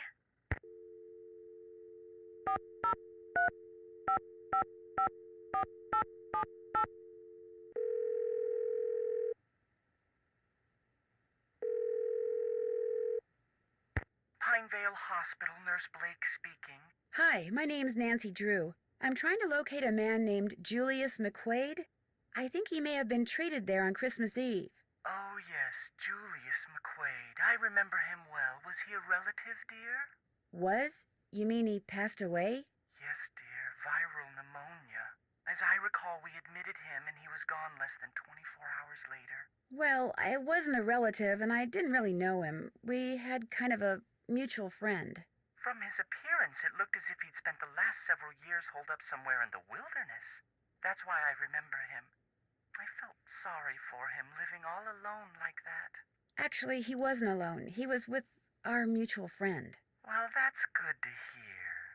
You weren't able to locate any next of kin? No, I'm afraid we weren't. When he came in, all he had were the clothes on his back, no wallet, nothing. We turned his clothes over to the authorities along with his remains, but last I heard, They weren't able to locate any relatives either. I'm sure by now he's been cremated. Well, thank you for the information. Sorry the news couldn't have been better. Goodbye, dear.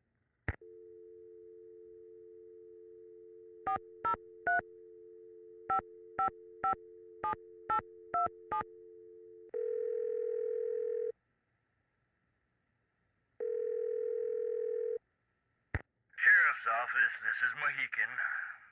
Hi, this is Nancy Drew again. Yes? Thanks for your help. Have a good day.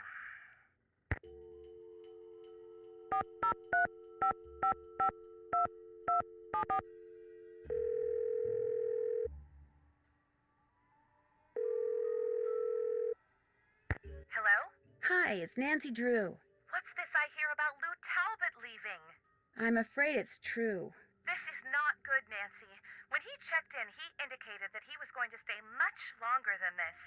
Maybe his bed was too soft, or maybe it was the food.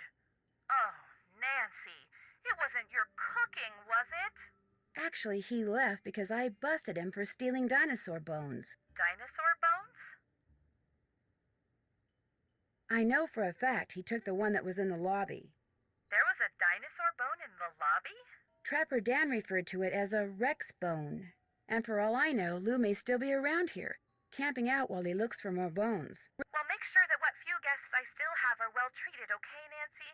And please get to the bottom of this thing soon, okay? Tino keeps calling me with all these cockamamie theories, and frankly, I'm starting to think the guy's a bit of a jerk.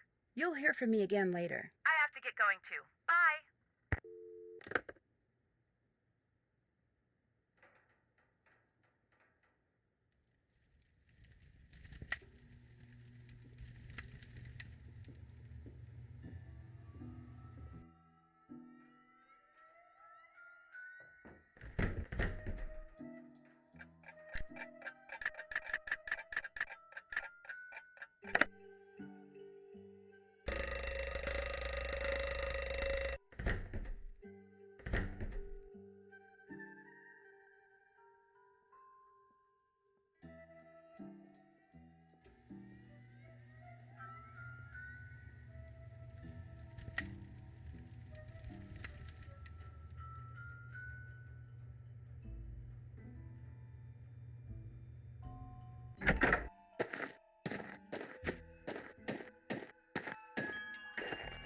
Halt! By order of the Snow Princess, you shall not pass!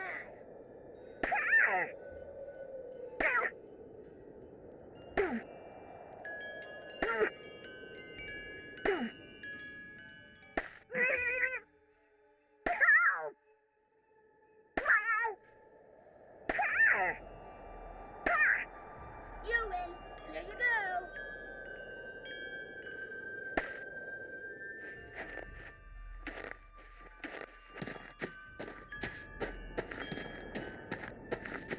Ah, much better. I was really cold.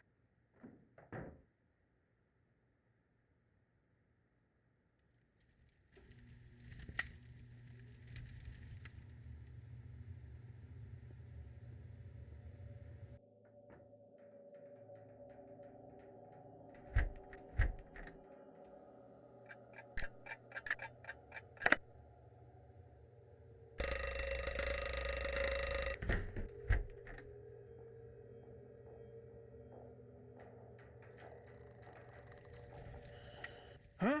Oh, now what? Since Mr. Talbot isn't here, could I play a game of fox and geese with you? You bet. Have a seat. Here are the rules. The white pieces are the geese. The black piece is the fox. The goal of the geese is to corner the fox so he can't move, while the goal of the fox is to gobble up geese so that they can't corner him. The geese can only move forward along a line to the next point, either directly forwards, diagonally, or sideways. Same thing for the fox, except when he's next to a goose that has an empty spot directly behind it. He can jump over it. Gobble it up. Right. Gobble it up and remove it from the board. You just take turns and play until somebody wins and somebody loses. I'll be the fox. Ready? Would you mind if we use this little pig I found in place of the fox piece? Fine by me.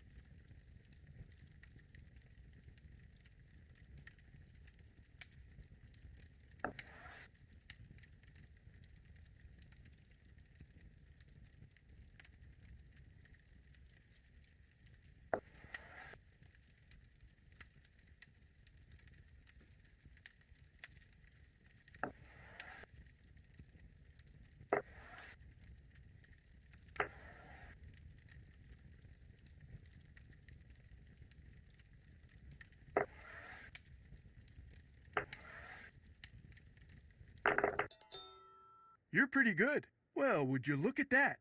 His eyes turned red. That is some pig you got yourself there. Okay if we start over?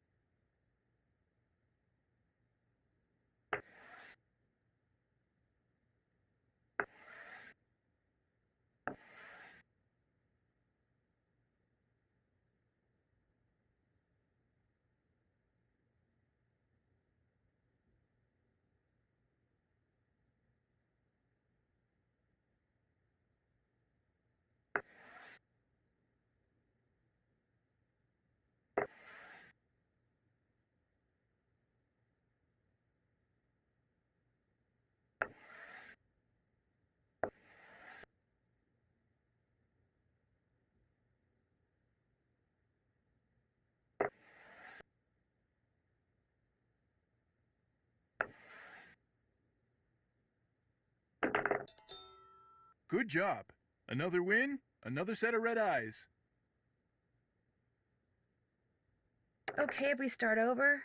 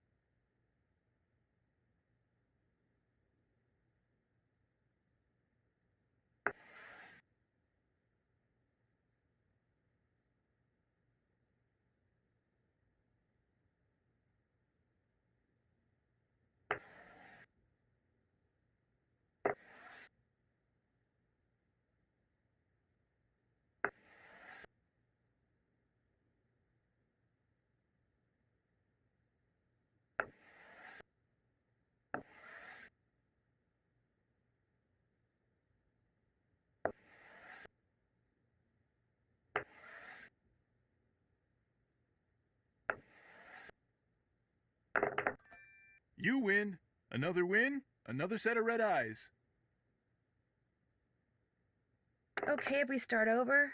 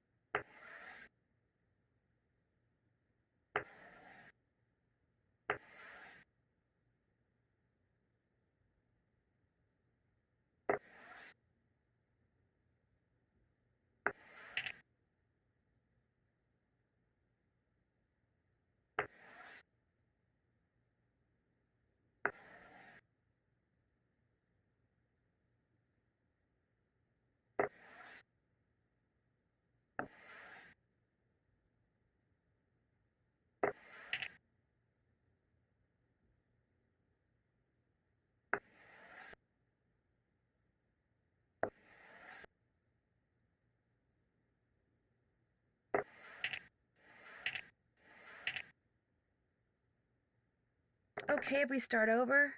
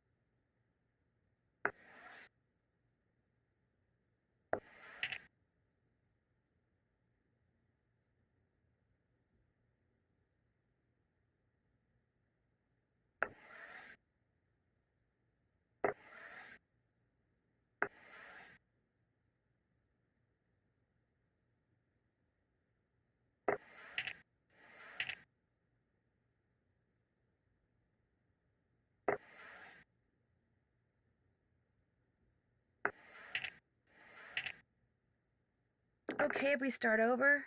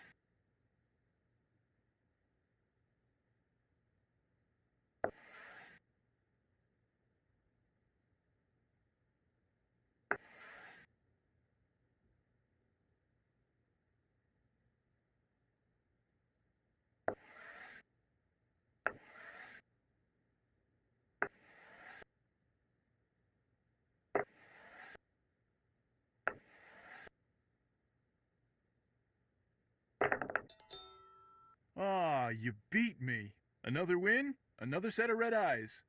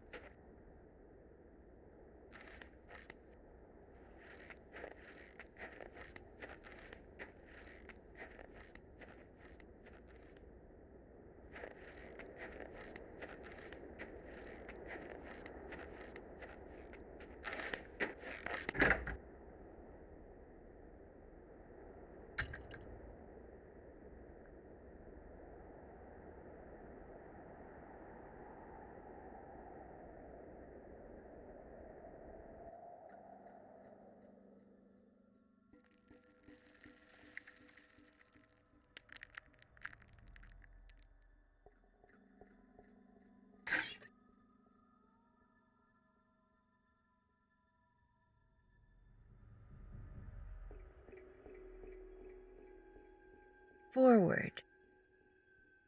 Left. Left. Paw. Isis. Forward. Left. Left. Paw. Go.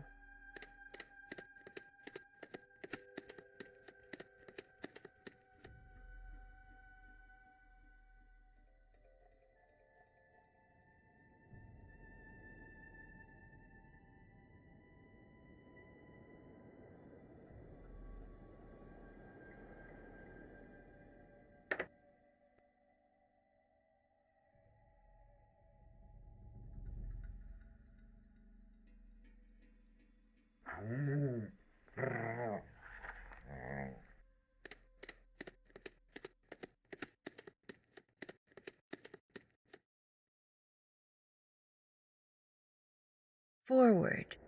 Forward. Forward. Jump. Paw. Isis. Forward. Forward. Forward. Jump. Paw. Go.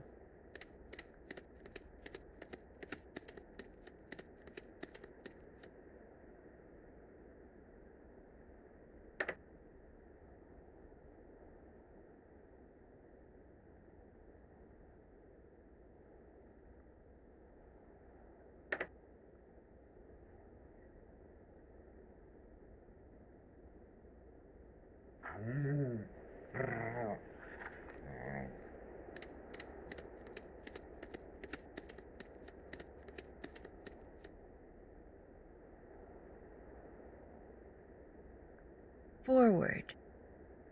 Right. Forward. Jump. Left. Paw. Isis. Forward. Right. Forward. Jump. Left. Paw. Go.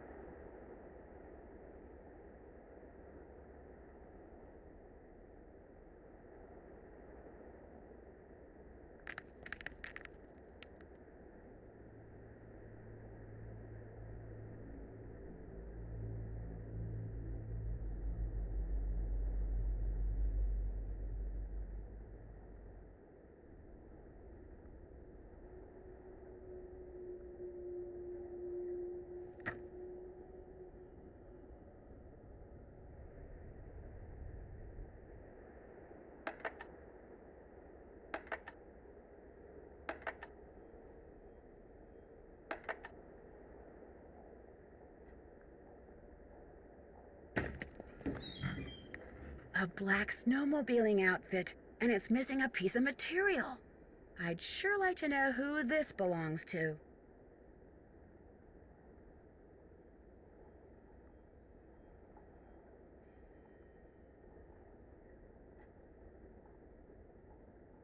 UC Brea. This bag must belong to Lou. Oh my gosh, it's full of explosives. Lou is the one who's been making those craters. He lied to me. He has been looking for dinosaur bones.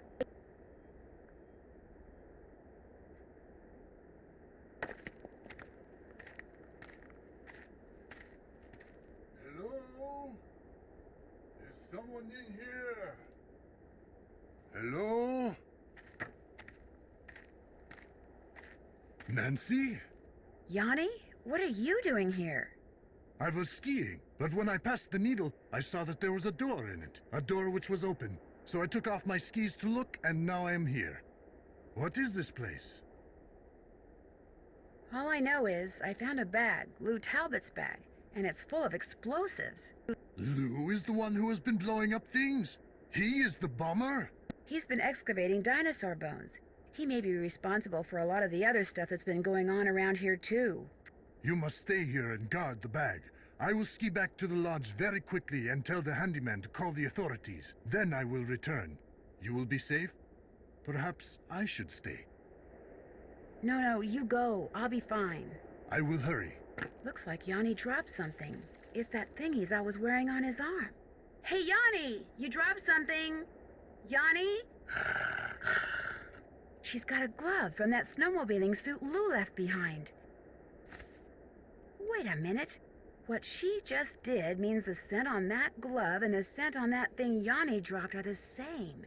Which means the person who's been wearing that snowmobiling suit and blowing things up is Yanni. Geophone data... uranium? Oh my gosh, he set the timer. It looks like he's about to blow up the needle. Isis, we've got to get out of here, fast!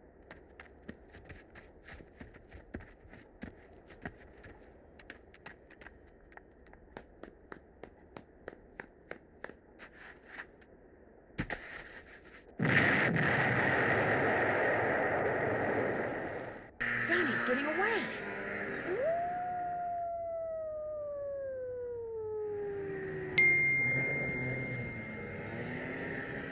What in blazes happened here? Ollie, I need to borrow your snowmobile. I'll explain later.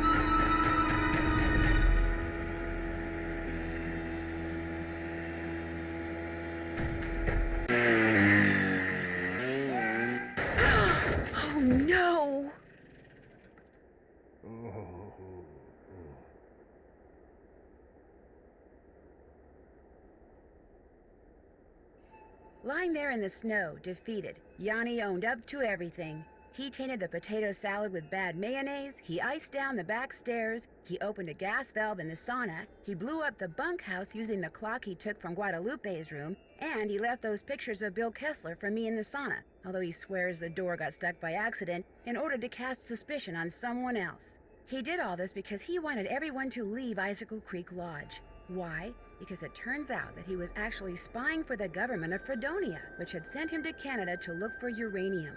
Apparently, his superiors hoped to secretly mine what he found and smuggle it back to Fredonia. What they planned to do with it then, even Yanni didn't know, but he insisted that he never meant to hurt anyone, and that he really was the best cross-country skier in the world. Unfortunately, he'll never get a chance to prove that now. Chantal has barely been off the phone since she got back to the lodge. It seems that Yanni's shenanigans made the nightly news, not just in Canada, but in the States. And as a result, people have been booking stays right and left, much to her delight. When I told her and Ollie how Isis had helped me, they were truly amazed. Hopefully, from now on, Ollie will think twice about pulling out his rifle every time he sees a varmint. As for Isis, Guadalupe called me that very night and told me she'd found a wolf sanctuary that could take her. I could tell from the way the volunteers from the sanctuary treated her when they came to get her that she'll be in good hands at her new home. But still, it's sad that through no fault of her own, she could never run free again. They said it's possible that she might someday be released back into the wild, but not very likely. I'm going to keep my fingers crossed anyway.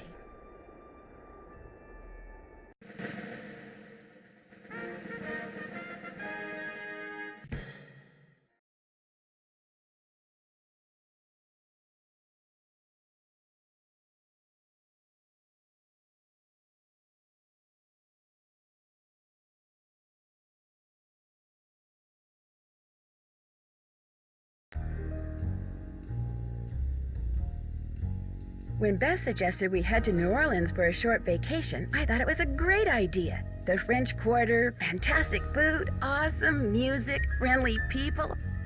But all it took was one little side trip to check on a friend of Ned's, and suddenly everything got very strange.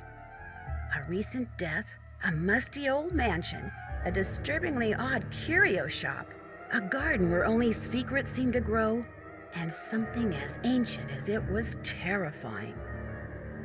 Join me on my next adventure, Legend of the Crystal Skull.